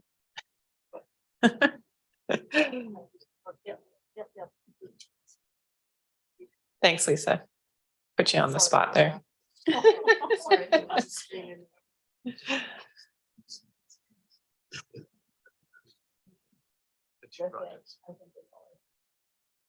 Okay. Oh, Director Hardy, go ahead. Yeah, I thought based upon Director Hillian's suggestion with regards to support with regards to grant dollars, I don't see grant up there. How I'm reading that is now the CVRD is going to support the city's initiative on the Lake Trail. If I can, I would take that to mean that we'd be working with the city to understand what that financial support looks like. And then grant opportunities is a major component of these kinds of projects. So we would be looking to identify ways in which this project can proceed with that grant support in mind. Okay, thanks. I just wanted clarification there because how I was reading is there's a commitment from the CVRD to kick in. So thanks. That may be part of the analysis. That may be something we bring back to the board for further consideration. But grant opportunities would absolutely be part of that as well.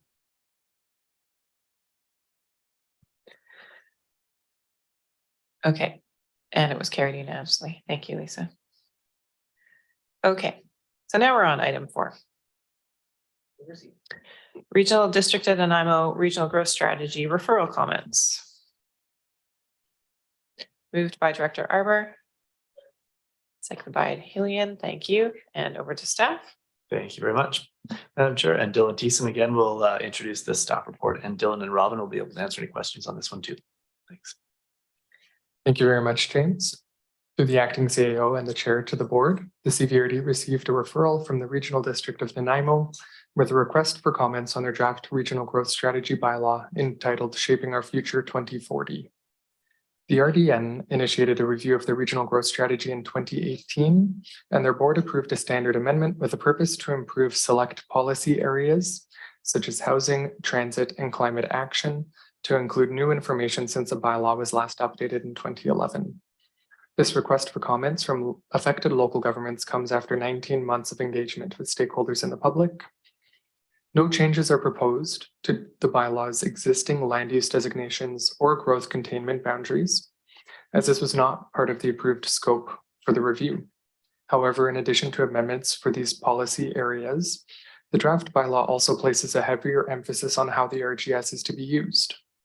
Underpinning the strategy with principles of collaboration with partners and stakeholders, reconciliation with Indigenous nations, and advocating to senior levels of government. There are several areas of alignment between the RDN's draft regional growth strategy and CVRD bylaws, plans, and strategies.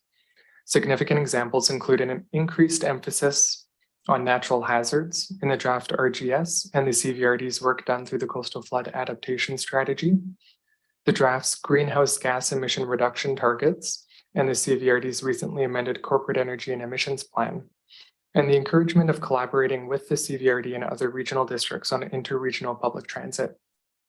Staff are recommending that the board forward this staff report to the RDN's board chair in response to the request for comments, as this report includes an analysis of the policy amendments, including their alignment with the CVRD bylaws and strategies, and highlights opportunities for further collaboration.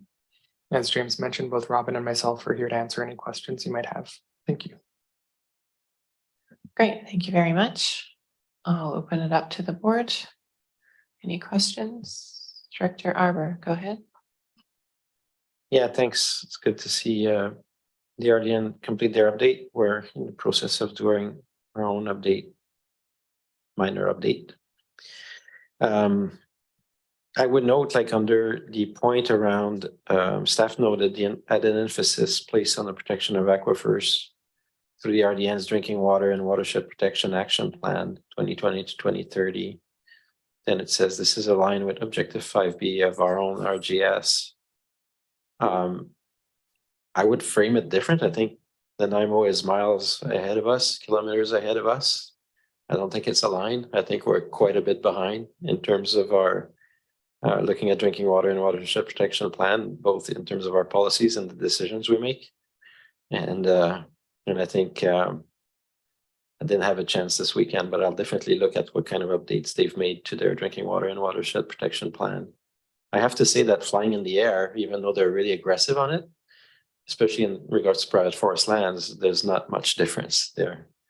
Their land is heavily logged as well, so they haven't figured out all of their problems, but definitely in terms of supporting residents in the water transition and being much more careful about both how they handle referrals and also encourage community conservation. I think they're exemplary. Thanks. Thank you. Any further comments about the Nanaimo Regional Growth Strategy? Okay, seeing none, we're on receipt. All in favor? Any opposed? That's carried. The recommendation moves by Hillian, seconded by Moran, and that's that the CBRD forward the staff report to the Nanaimo Regional District as a response to their request on their comments for their regional growth strategy. Any further discussion? Okay, it's a vote of the full board. All in favor? Any opposed? And that's carried unanimously. Thank you. On to item 5, the revised proposed CBRD investment policy. Moved by Arbor, seconded by Grant, and over to staff. Thank you, Madam Chair. And Lucy Wachar, Chief Financial Officer, is here to present to the board on the revised policy. This was at the board fairly recently, and Lucy's got some updates for board information. Lucy. Thank you. So through the acting CAO and board chair, good evening, directors. I'm returning today with the revised draft for the CBRD investment policy. And just before I just get to the changes that I'm proposing, I just wanted to thank the board for considering the information that we brought forward last meeting on this item. I just really appreciated the discussion, and I just feel I gained a much better understanding of just that desired strength and connection that the board would like between a policy and your drivers for energy and emissions reductions. So the revised policy is there in your Appendix A, and I just want to highlight that there's 3 places where changes were made, just to bring that greater alignment on how the board wishes to consider responsible investing moving forward. So firstly, a statement has been added to the purpose section, which specifically notes that the CBRD will proactively support those environmental, social, and governance considerations. Next, within that opening paragraph of the principles objective section, the second line has been added to indicate that the CBRD will implement principles of socially responsible investing practices while giving those due considerations to those 4 standard objectives that you see in local government's investment policies. Third, just continuing on with that principle section, I renamed the section to socially responsible investing, since I just, as I researched more and thought about it more, I just feel that this better aligns with how we'll actually move forward with this, what will actually occur. Enhancing that language in that section has just become more concrete, in my opinion. So for example, the policy now states that we'll implement the principles as opposed to considering them. This section goes on to describe what the intent of socially responsible investing is, noting that that tie to ESG, that it's all ESG related, or primarily, as well with the MFA's commitment to responsible investing and holding multiple choices for fossil fuel free products. It just speaks to the good opportunities that we have to make a difference in this space. with not one single recognized source for socially responsible investing. And this alignment being new for most local governments, is just a little difficult to be very specific. However, I do believe that the revisions bring clarity for how we will proceed with the portfolio going forward and demonstrates the level of CVRD commitment. It's a good starting, gets us started in a good way down this path. I'll bring back some reporting regularly, likely by the time April rolls around. We'll come back and report on how we're doing. And obviously we can tweak this policy to the future as we see how things develop and what we learn along the way. And I'm open for any questions the board may have. Great, thanks, Lucy. To the board for questions. Director McCullum. Thanks, Chair. Yeah, I don't have any questions. I just wanted to appreciate the changes and that reflected the last discussion. I think that this is excellent. And yeah, I really appreciate the word proactive in relation to the ESG. And I think the emphasis on socially responsible investing makes good sense. And it will be great to see this a year down the road when we have the chance to do that annual review and see how that's kind of impacted how we've been doing things versus what the policy looks like after it's had time for implementation. So thanks for your work on this. Thank you.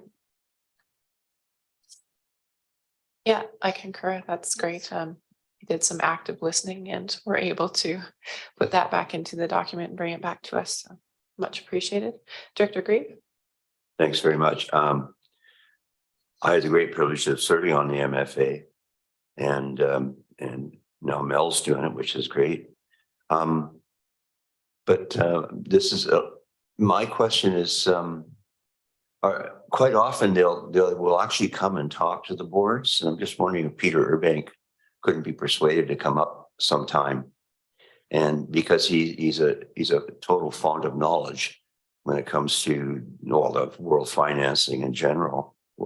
So I'm just as an aside, maybe we could extend an invitation to, if not him, then maybe one of his staff to come up and give us an overview of exactly where MFA are going in this regard with this policy. So I think it would be very enlightening.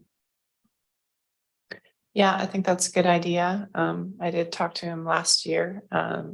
He was looking for ways to fit more of local government business into the ESG category, because I think he finds that a lot of things could fall into the UN goals for sanitation, clean drinking water. All those things are actually part of the UN goals and could actually fall into ESG investing, which is a burgeoning industry. So I know that there is room for improvement there, and that's sort of the direction that they're going. So it would be good to have them come back and talk more about that. Director McCollum? Yeah, just to respond to Director Grieve, I'm certain that request would be well received, and that there is a new position at the MFA that's specifically for local government relations. So that's probably who would come in.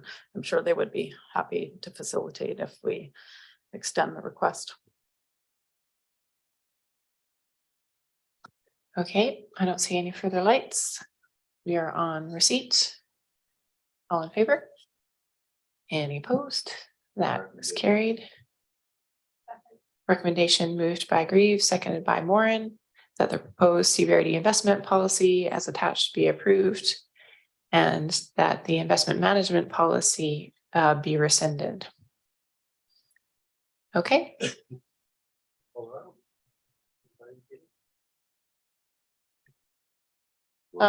Yeah, I'll just follow up as chair and make sure that we make that invitation. Thanks. Yep, so it's a vote of full board on the recommendation. All in favor? Any opposed? That's carried. Thank you so much. We're on to item 6, infrastructure planning grant application. Moran and Hillian, thank you. And over to staff. Thank you, Madam Chair. And I'm pleased to introduce Trish Morgan, Assistant Senior Manager of Recreation Services. Trish is fairly newly minted with the regional district. And so this is, I think, probably your first board meeting to be presenting at. So Trish, welcome to the CBRD board table, and over to you. Awesome. Thank you. Through the chair to the rest of the board, thank you. It is my first time at the board, and I'm on week 6, and it's been wonderful so far. So I'm here today to provide the board of directors with information on an opportunity to apply for the infrastructure planning grant to support the decarbonization strategy and roadmap for the sports and aquatic centers. So in 2019, as the board is aware, the CBRD adopted a corporate energy and emissions plan. The plan set greenhouse gas reduction targets to 50% below 2019 levels by 2030 and net zero by 2050.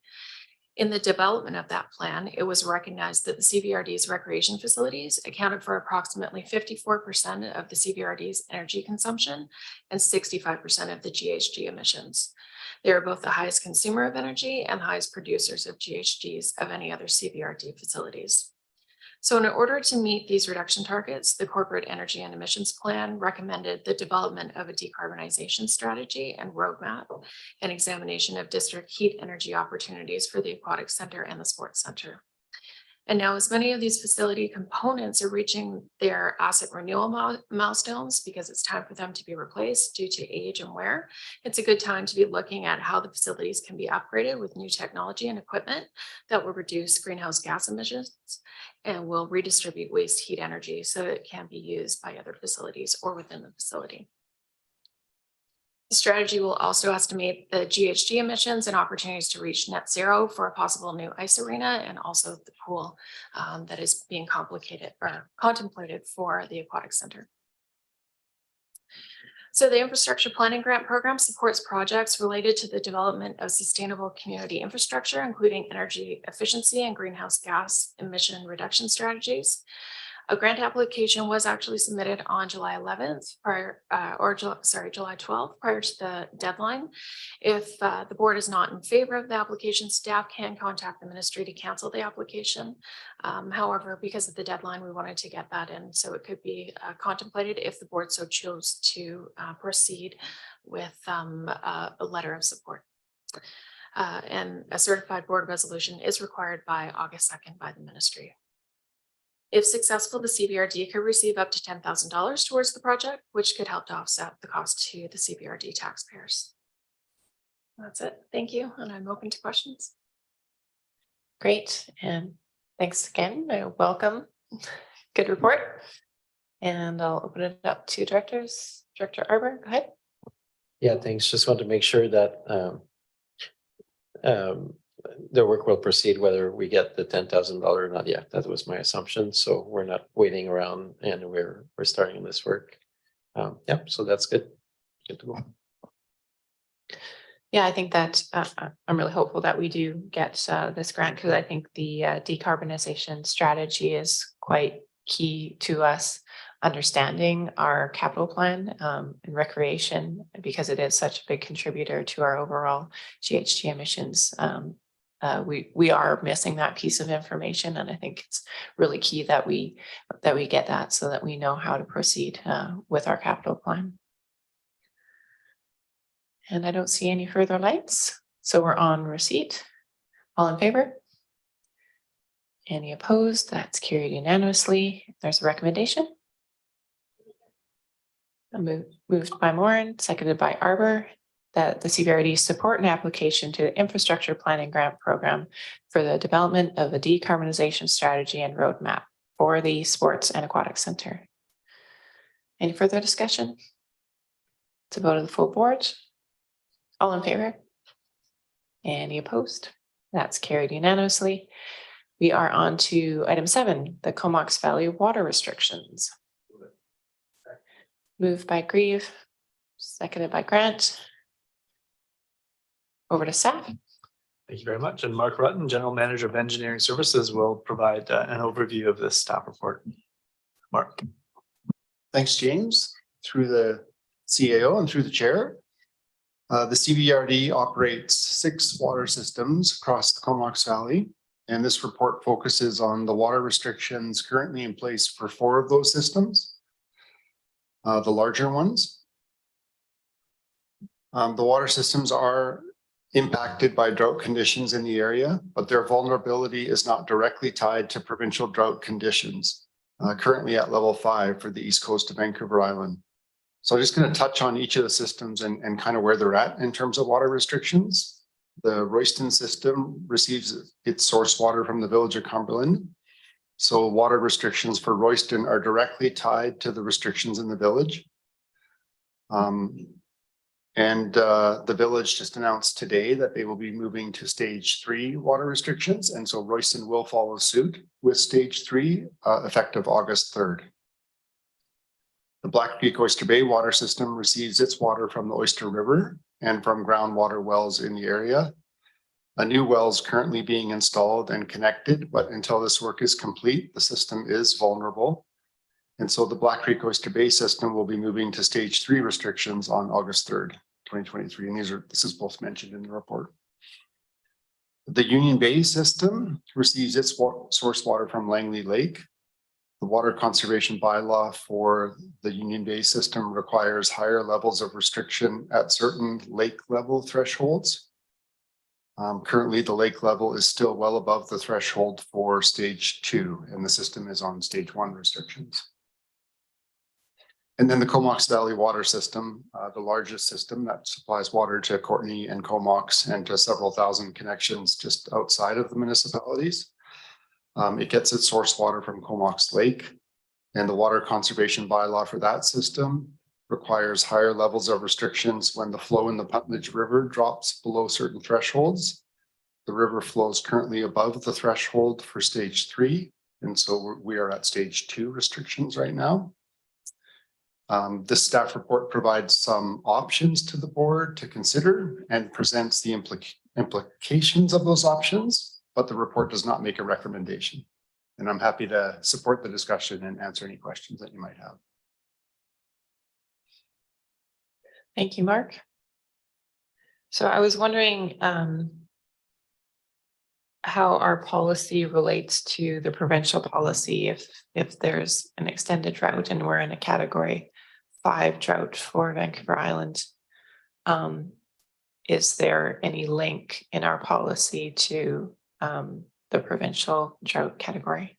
Yeah, no, there isn't any linkage between the two. Not in any of the water conservation bylaws for the different systems that we have. Okay. So is there a possibility of adding either a link to the provincial drought category or the actual local level of drought? So have our own local level of drought indicator that would trigger us into another level. Yeah, I suppose it's possible.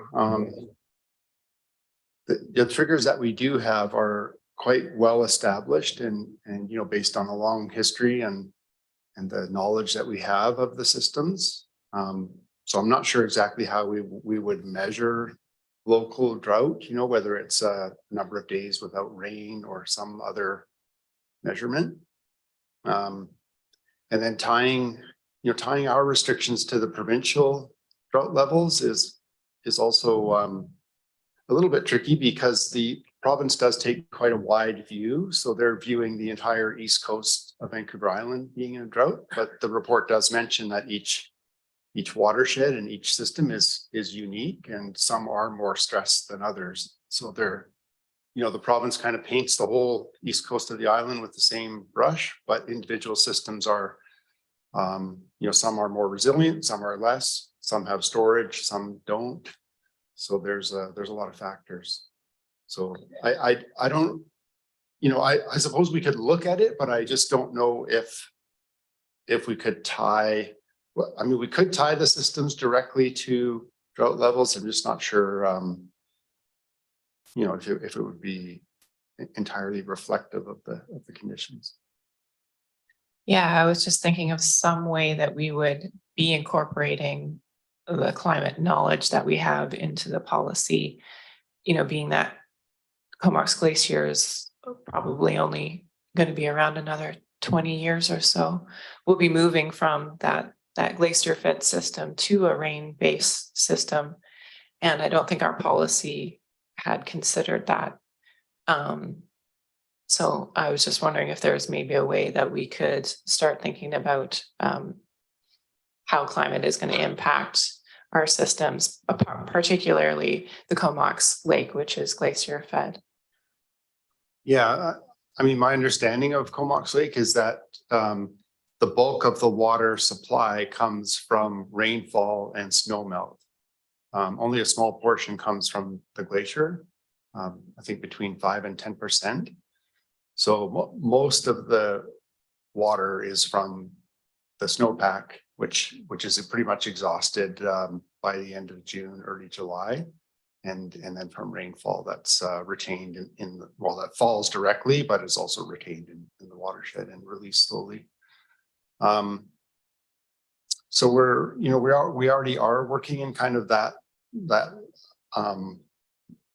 mode of rainfall and snowmelt. So and we already are tied to the river flows through our water license and through the agreement we have with BC Hydro. So I think what could happen in the future is the flow thresholds could change, but the system might, would probably continue to operate much the same way as it does now. And with the flow threshold, that would be a little bit more of like a precautionary approach.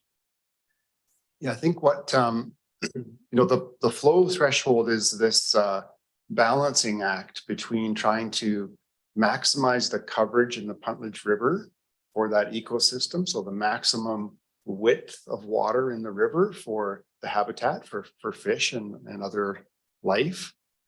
Trying to balance that with will the water be there in the fall, like long enough into the fall to continue that maximum coverage? Because each time that the width of the river is reduced by reducing the flow, it affects the habitat on the edges. So they're trying to, create the maximum habitat for the longest period of time without having to, shrink the habitat right at the kind of worst time, like in late September or October. Great. Okay, there's some people waiting to, I was just going to add to what Mark was saying, and I think that discussion is really important to be had with BC Hydro as well, and in their modeling and their forecasting, really trying to understand those longer term impacts and what the changes to the watershed are expected to be, and then understanding how those are then applied to the modeling, like Mark was saying, and that ecosystem preservation, if you will. So I think that dialogue with BC Hydro is critical, and it happens on a regular basis with our staff and working with Stephen Watson and staff at BC Hydro. So certainly point taken, and it's an important piece of the dialogue. Great, thank you. Next, we have Director Morin. Great, thank you, Chair. As many people know, we're getting a few emails and comments from folks who are obviously following the provincial drought conditions and wondering why we haven't moved our restrictions. And certainly some of us have tried to provide, the accurate information of how we base those decisions. It still isn't necessarily landing well. I also did attend, and I think perhaps Howie was on the call. I have no idea who was on the call with Ministers Kang, Ma, and Alexis last week regarding, were you on that call, Chair? Yes. Yeah, regarding the drought and conditions and wildfire risk.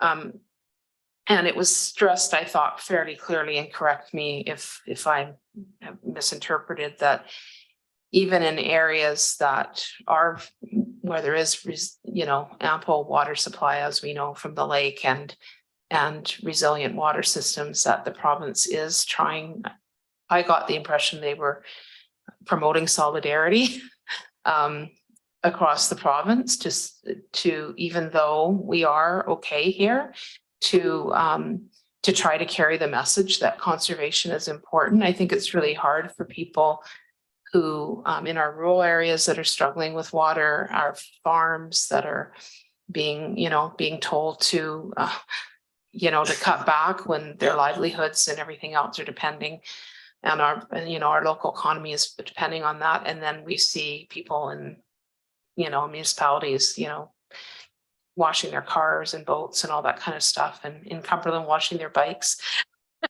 We've been hearing about that too. So I think, and then of course across the province, we have many folks who are really struggling, and again, do notice, I think, in other areas of the province where we're feasting rather than experiencing famine there. So I guess I'm just wondering if it might be a consideration to look at moving to level 3. I know it was, kind of not suggested or recommended, but was noted in the report on August 3rd, like the other water systems, just in terms of that promotion of conservation and kind of show of solidarity for the rest of the province, and to send the message that water conservation is important. Just because we have an abundance of it doesn't mean that we shouldn't be careful about it. And my understanding is that last year we did come dangerously close regarding those flow thresholds in terms of flow for the health of the salmon, etc. And so I guess I know that BC Hydro is the one that kind of guides us with that, or dictates or whatever to us. But again, I get a lot of comments from folks concerned about the environment, the salmon, all of that. And this is more, I guess, regarding the rural areas in terms of the farming situation, but hopefully we can pass on some of the information to Chair that we received around the supports that are out there for farmers provincially, because the water situation is pretty dire for our agricultural community. So yeah, those would be the comments that I have. I'm just wondering if it would be a good idea to move to the next restriction for those reasons I outlined, and then just to ask staff around the flow thresholds, because my understanding is that we came very, very close. I think when I talked to Stephen Watson when we were on the tour, he said that they definitely came closer than they'd ever had in the past. And I'm wondering if this year it might be even more dire than that, if that makes sense to answer that question. Thanks.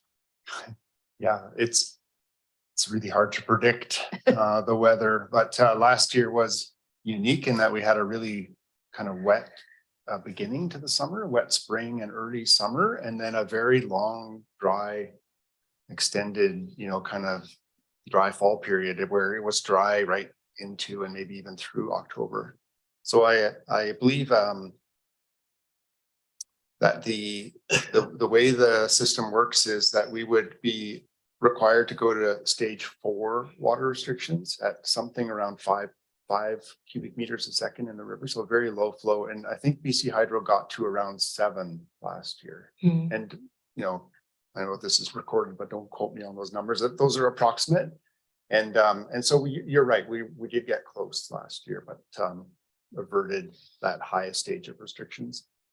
This year, we've had a very early start, but it's really difficult to predict what the fall is going to look like. Right now, the river is at about 13.5 cubic meters a second. So it's still well above those severe points. We would move to stage 3 if the flow drops below 12.0 3 or something like that. So we're not too far away from that. But hydro, I did talk to them the other day. They're predicting that they can go until September at this flow. But they meet weekly with Department of Fisheries. And so there's all of these stakeholders that are communicating kind of weekly, and that could change through August. Sorry, Chair, if I could just add the other piece that I wanted, regardless of what direction we go in today, I really do think we need some communications, both at the RD and also the city of Courtenay, that really outlines, you know, the information that we're all privy to in terms of how the water systems work, all the different water systems, and you know, why we're not moving to these other restrictions like the rest of the province, because I think there's just tons of either not enough information or not a good enough understanding of the information. I know that we talked at the city about looking into our enforcement as well in terms of where water restrictions are at, and people are really concerned that, you know, there are infractions and they're not being dealt with. So I think communicating out as best we can that we are, you know, we are keeping tabs on the restrictions and how, you know, the behavior of people and all that kind of stuff is really important. So those would be the other item that I'd add. Thanks. Yeah, so to staff, after we approve, I guess, receipt of this and the increased restriction of stage 3 for Black Creek Oyster Bay, can we also, like, we will obviously communicate that out to the public, but could we also add the rest of the water systems onto that notification, just to again, to Director Morin's point, create that awareness of the different water systems and the different restrictions on those water systems? Yeah, Mark, feel free to add into this. I think you've worked with Jennifer a bit on what that comms plan looks like, but certainly there is a press release scheduled for the Royston and the Black Creek systems. That press release could be adjusted if the Comox Valley system were to also increase its restriction. We have advertising coordinated, I think, for tomorrow, because we understand that the Royston and Black Creek system is already moving to a higher stage. We'd have to adjust that advertising for a subsequent paper, but yes, we would be able to undertake some outreach and education and promote the existing tools that we do have to try to expand that awareness. Great. Yeah, I think that's important. Director Arbour? Yeah, thanks. I think the public is confused about what's happening, because it is confusing. We have a mosaic of water systems. We have groundwater that is not monitored in the rural areas. We have close to 20,000 people that rely on groundwater and have absolutely no idea what the state of the water table is. You have systems that are rich in water, so then they're stage 1. Meanwhile, the province has stage 5. The big water, you know, it's just like the general public. So that leads to letters such as the one we saw from Eric Erickson in the paper, arguing that the sky is falling and we need to dam the Cruikshank to create a bigger reservoir. That was in the record 2 weeks ago. And this was followed by another letter from a resident. I don't know what was that letter about. That was just last week. Escapes me, but it was another one on water. And when I read these in the paper, I'm like, yeah, where's our messaging? How do we even coordinate this message? I think with the trend around climate, there's no doubt we will need to think differently. Like, it's fine for one water system to be healthy, but what if you're Tofino and Ucluelet, as they were in 2007, and one community completely runs out of water? Wouldn't it be nice to know that another water system can come? We're not organized to respond and distribute water between water systems or to farmers. We rely on a private model for people that bottle water or whatnot. This should be publicly done.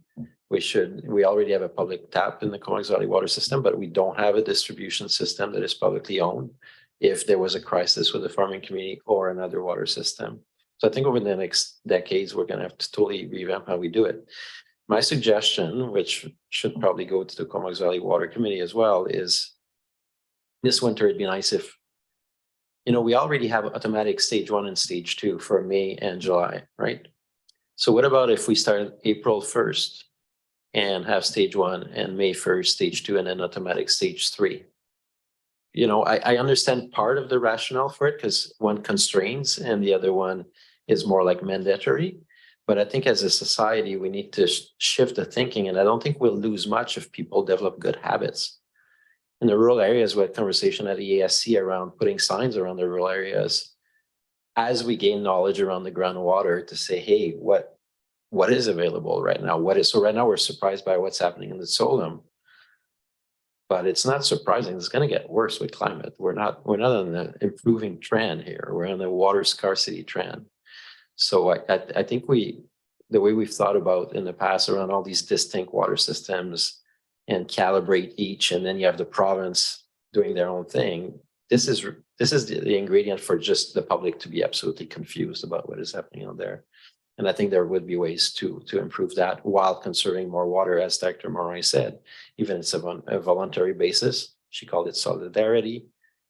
We saw the positive impact of that in Tofino and Euclid a number of years ago, and I think that's coming our way.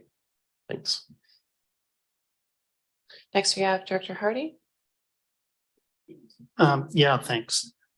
I guess I have concerns with regards to the message that the province communicated to different folks and how that may have put us into, you know, a situation where we're having to contemplate whether we need to up our level or not. And I'm just kind of wondering again, I mean, we've just talked about the communication here in the Comox Valley with regards to our constituents and how it could be better in regards to understanding what and how, you know, the report that's come out has come out.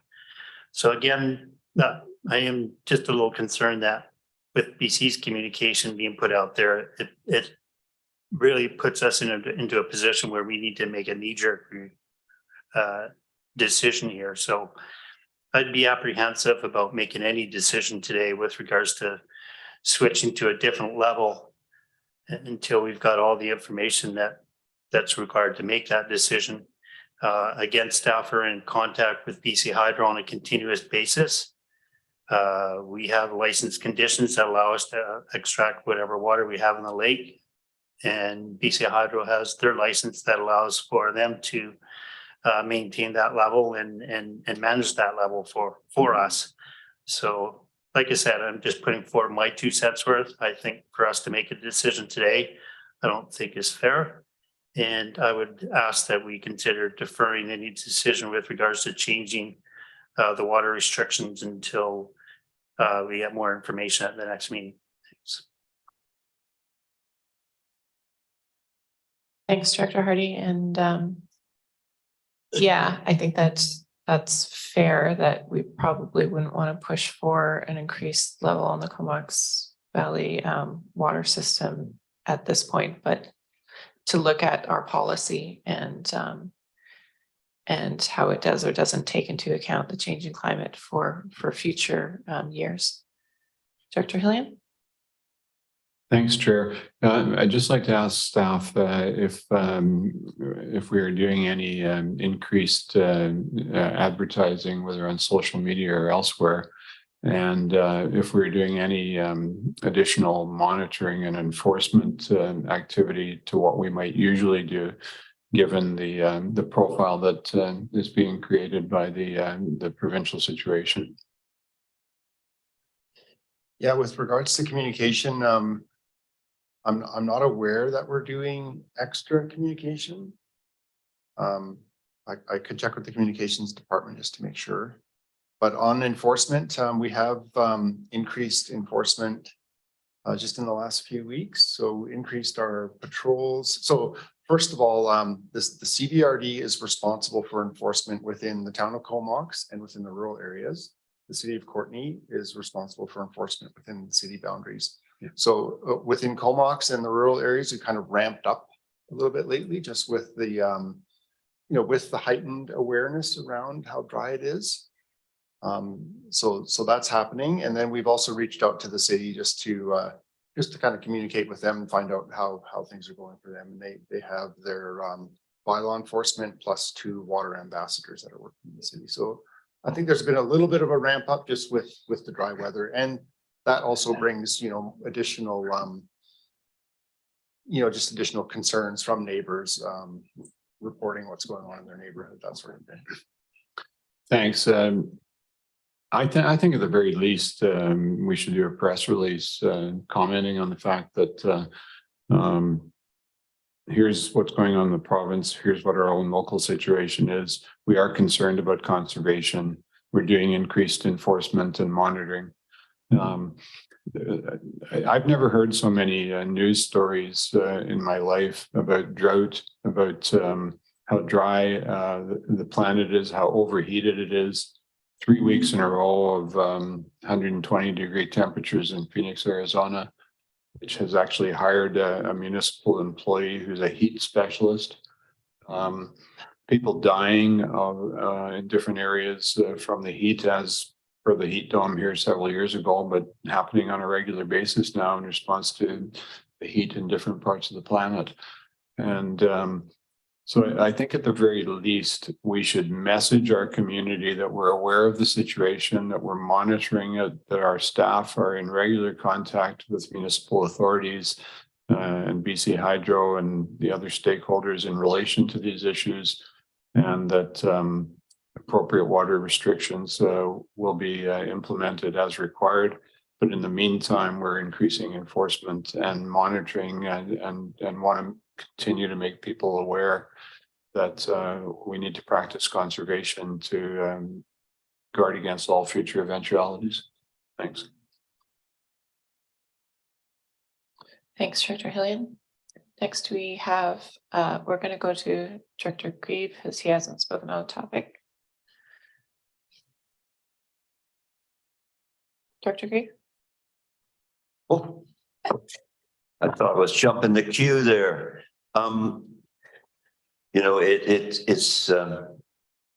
It's difficult to communicate when you start talking about services and the fragmentation of jurisdictions and all. People just glaze over and it's gone.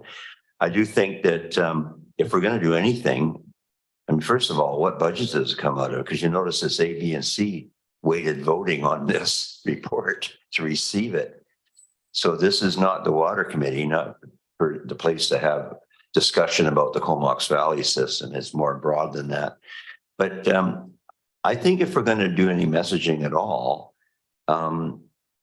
it's going to be a blanket messaging to all the water services out there. It should be regarding just basic conservation measures. We should, if you're going to put something in the paper, it should be about, that the brown lawns are beautiful, that just the fact that like we did in the open a long time ago, we always had that little thing where you had a water meter, you put our water dish, you put in the lawn, and when it was full, that's as much as that lawn needed all week or whatever. But, something broad and more general, just refocusing people on the fact that, that we have to be cognizant of the water we're using, no matter what system we're on. And I can tell you there's wells going dry in my area already. So, and that's hit and miss, because you can have somebody next door that has a 200-foot well that goes dry, and the surface well next door is fine. I'm very fortunate that my well just keeps around 12 feet of water in it. No matter what I do, it goes down and comes back up. So, I mean, touch wood. But if we're going to do any messaging at all, I mean, rather than getting into specifics and everything, I think it's just people will just turn the page, on the newspaper. But if we talk about basic conversation, basic conservation measures that are well known and tried and true, but just reinforce them again and again, don't let the tap run when you're brushing your teeth. And because we all know that water, only 8%, I believe, of all water is actually consumed by human beings.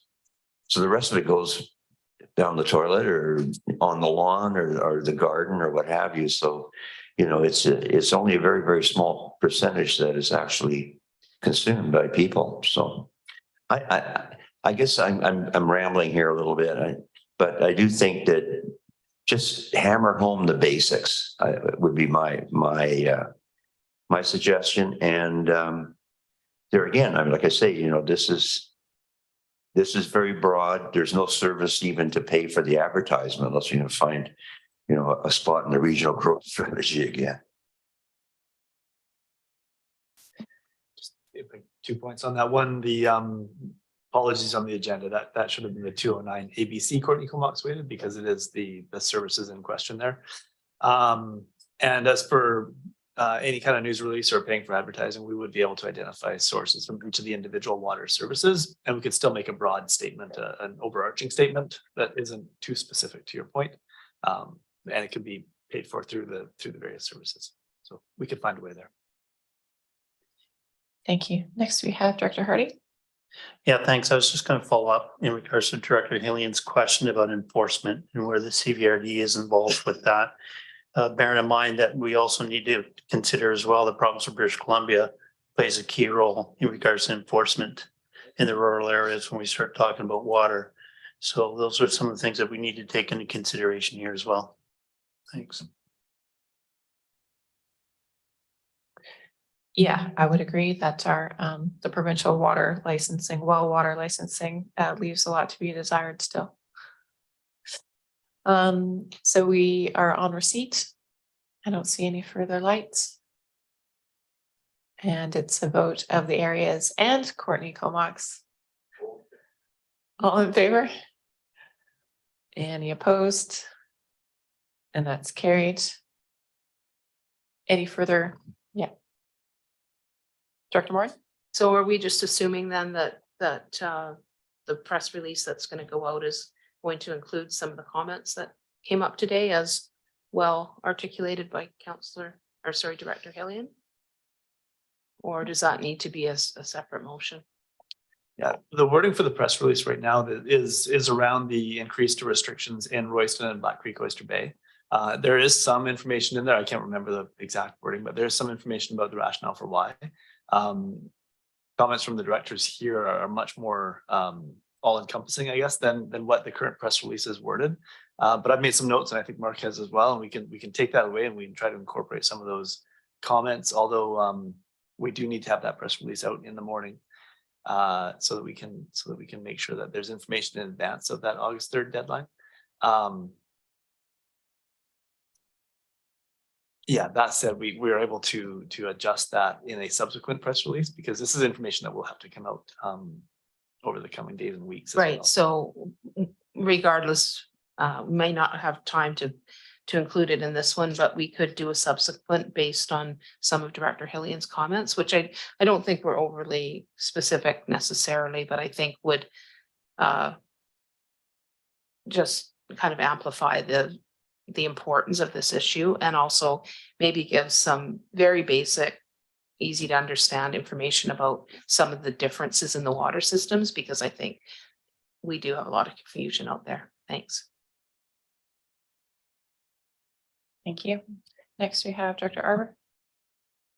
Thanks. I'd be prepared to move that we dam the creek check. No, wrong motion. Sorry. This topic is, as Dr. Hillian says, is on the mind of everybody right now, including the province. And I would note that in 2018, there was a community water forum, Comox Valley Community Water Forum. I'm just thinking if this would be a good topic for a community forum that is coming up, because we all have slightly different experiences. There's different water systems. There's the province, there's the climate trend. And I think that broader look at how we do water stress restriction is part of broader considerations around the management of water in our region. We are recognizing we are fairly blessed, but at the same time, yeah, anyone who's got a science background or all that is pretty terrified right now of the global trend. It's more than an unusual year this year. It's when you look at the average temperature and the rest of that, we are punching through in a way that has never been seen before. Close to 48 degrees in Greece, but that's just one example amongst many. So I think the sooner collectively we look at the governance around water in our region and not assume that what has existed is the model of the future and have some of those discussions. We may not get super far, but just to have the conversation in more than just one tiny item today, I think would be of value. Yeah, so as to the next forum, I think we're having it on housing. Yeah. But it could, the following forum could be a water-based one. So we can take a look at that to see what that might require. And I think this is also a topic for the water committee, for the electrolyte services committee. And yeah, so it could evolve that, but you're right. The forum that is scheduled for the fall is around housing and the board's priority around affordable housing. Yeah, so we can certainly look at it for the following one. And I don't see any further lights. I just wanted to mention, because Director Moran brought it up, that Cumberland is going to stage 3 next week. And that means that the bike wash will be turned off. So hopefully you won't be receiving any more complaints about that, and people will be warned ahead of time that they will be bringing home dusty bikes. All right, so we're on receipts. Oh, no, we already did that part. Okay, we're actually on to item 8, director updates on external appointments. First, we have Director Greaves' report. Director Grant moves, Director Arbor seconded, and Director Grieve, you can speak to it or just open yourself up for questions there. That's fine. All good? Okay. Okay. So all in favor of receipt of Director Grieve's reports? Any opposed? That's carried. And we have Director Arbor's report. Moved by Grant, seconded by Hillian. Thank you. And Director Arbor, would you like to speak to it or just open yourself up for questions? Oh, Director Hillian. Thanks, Chair. And thanks to all the directors who submitted reports. I did want to ask Director Arbor if he has any awareness of the planned renovations to the Courtney Library that were, I believe, delayed due to budgetary considerations over the last year or two. Yeah, thanks, Dr. Hillian. And this one has been in the books at the Borough since 2019, I think. And my understanding is that it is proceeding. We have had a change of CFO, and he was also in charge of procurement. So there's a little bit of a time window here that maybe things, I don't know if it's having an impact on the project, but definitely the last I heard is slated for this year. So I don't know if Dr. Cole Hamilton has different information because he's the Courtney rep as well, but that's my understanding from about 5 months ago. Thanks very much.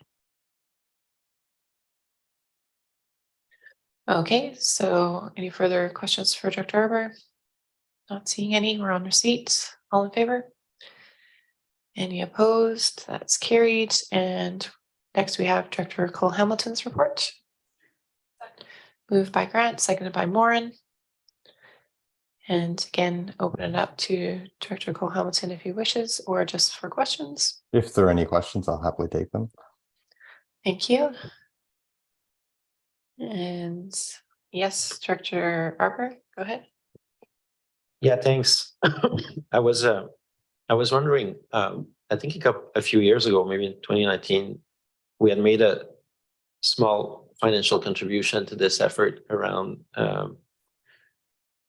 the Vancouver Island Coastal Communities Climate Leadership Steering Committee, but I don't think we've been asked since. So I'm just wondering, how is this initiative being sustained financially currently? There was actually a contribution which was approved last October 2022. I believe it was $15,000. And there's a round of asks to all the involved regional districts to sort of contribute proportionally to the work that's being described in the letter going forward. It's been done sort of largely on a shoestring at this point, with support from staff at RDN and the City of Victoria. The small ask that was made last fall and the comparable asks in the other regional districts are what's going to sort of fund it going forward. Thank you, and excuse my lapse in memory that we approved that. I'm glad we did. Thanks. Next, we have Director Morin.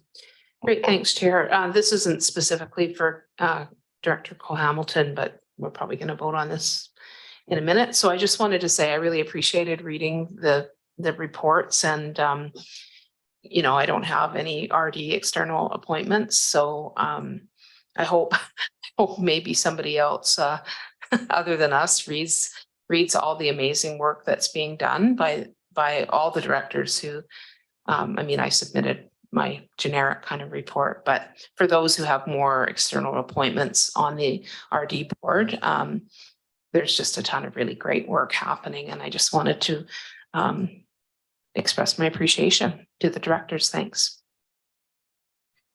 Thank you for that. And I don't see any further lights, so we're on receipt of Director Cole-Hamilton's report. All in favor? Any opposed? And that's carried. And I have a verbal report. I have two external appointments. One is the Island Coastal Economic Trust, which we have on the agenda later, so I'll update you then on that. And the other one is the Fire Safety Act Committee. It's UBCM committee. And unfortunately, there's nothing to report on that. The province, we had given a bunch of feedback.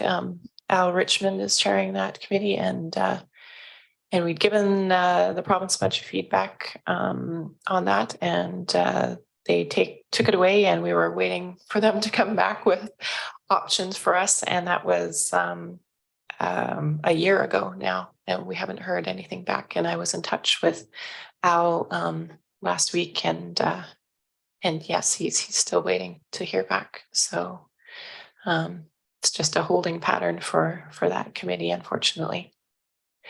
And yeah, we'll finish the update on ICE-T when it comes up later in the agenda. So thank you to all the directors. Director Hillian, sorry, did you? Okay. All in favor? Any opposed? And that's carried. Thank you. So we're moving on to bylaws and oh, you did have, sorry, go ahead, Director Hillian. Sorry, it wasn't on your report, Chair. Okay. I think everybody knows that I represent the board on the at the Comox treaty table, and that work continues. And I have given a report in camera on that. And while technically not an external committee, I just want to make sure that all the board is aware of the announcement last week regarding the new long-term care hospital in Campbell River.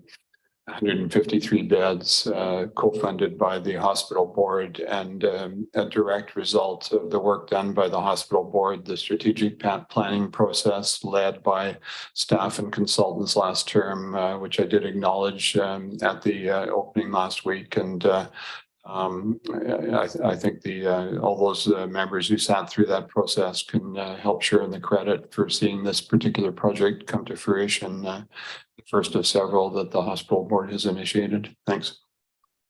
Yes, really welcome news. Thank you for bringing that up. Director Arbor? You've opened the door, Dr. Hillian, but I have to say that for me, the real celebration will be when we get the funding announcement around a health hub in the Comox Valley, because those two projects really go hand in hand. And I'm glad the Campbell River project is happening first, but whereas shared jurisdictions, I look forward to a similar announcement in the future. And what a great achievement. And thanks for your role as chair of the board and getting that done. Okay, so now we're on to bylaws and resolutions for adoption. And the first one we have is 589, the Rural Comox Valley Official Community Plan Amendment number 4. Moved by Grant, seconded by Arbor. It's for adoption and it's a vote of the areas only. All in favor? That's carried unanimously. Thank you. And next we have bylaw 657, Rural Comox Valley Zoning Bylaw Amendment number 7. Moved by Grieve, seconded by Grant for adoption and a vote of the areas. All in favor? That's carried unanimously. Thank you. And we're on to new business. We have the Island Coastal Economic Trust Premier Meeting Request. Moved by Grant, seconded by Arbor. Thank you so much. So I recently received correspondence from the chair of the Island Coastal Economic Trust, Aaron Stone. And although we have received, so the last letter that we sent regarding this was answered by the province in terms of an investment of $10 million to the Island Coastal Economic Trust. So that's why I wanted to bring it back to the board before I signed on to this next letter, because the province had responded already to our request. And what this letter states is that we still want both some changes to the ICE-T's legislation so that it'll allow First Nations to participate. Currently, they're not able to participate. And the other key point of the letter and the meeting with the Premier would be to request $150 million investment into the trust. And this is not unlike other trusts in the area that are in the province. They were started with a much bigger initial investment than the Island Trust. And so what we are left with is a sinking fund where the monies that we are given have to go out to these projects rather than having an amount that can be invested and then sustained over years and given out the interest on those funds to the projects as opposed to the investment, the initial investment itself. So that's what the letter is about, and I'm seeking the board's support in signing on. Any questions? Director Arbor? Talking a lot today again. So, sorry, I just realized I'm talking a lot again today. The letter is good, but the attachment of the email backing it, I had some questions because I think ICE-T had that ask heading into the surplus discussion in March and asking for 150 million, and at a time where the province was putting billions of dollars on the street. ICE-T, after a year and a half of lobbying effort, did not get their request. So I'm just wondering what has changed in the last 6 months. What has changed is the government does not have multi-billions of dollars to spend. So is there a point where ICE-T maybe should ask the government what the government would like to see happen to ICE-T rather than us going back with the same request that was turned down a few months ago? It's just, and maybe it's just a rhetorical question that I'm asking, but when I saw the email, the series of email, one at the end of March saying, hey, we're getting close, probably we're going to get the cash, then you don't get the cash, and then it's like, we haven't had an answer from the Premier. Let's go again with the same ask. Yeah, I think that it really seemed like there was something missed in the communication of that initial $150 million ask. Because our MLAs here, they were on top of it. They thought that that request had gone through, but then it seemed like there was some kind of misunderstanding, like it didn't actually get through to the people it needed to get through to. And so the $10 million investment was one of three, that because it went to the two other trusts as well, $10 million each. just kind of the very last minute out the door, as a lot of those budgetary last minute budget requests were, but I don't think that it was given full consideration that it should have been initially. Any other questions? Okay. So it's no, we're on receipt. So all in favor of receipt? Any opposed? That's carried unanimously. The request of action moved by Hillian and seconded by Grant that the board support the request as outlined in the correspondence from Mayor Stone. Any further discussion? It's above the full board. All in favor? Any opposed? That's carried unanimously. Thank you. And we will move in camera. And I think we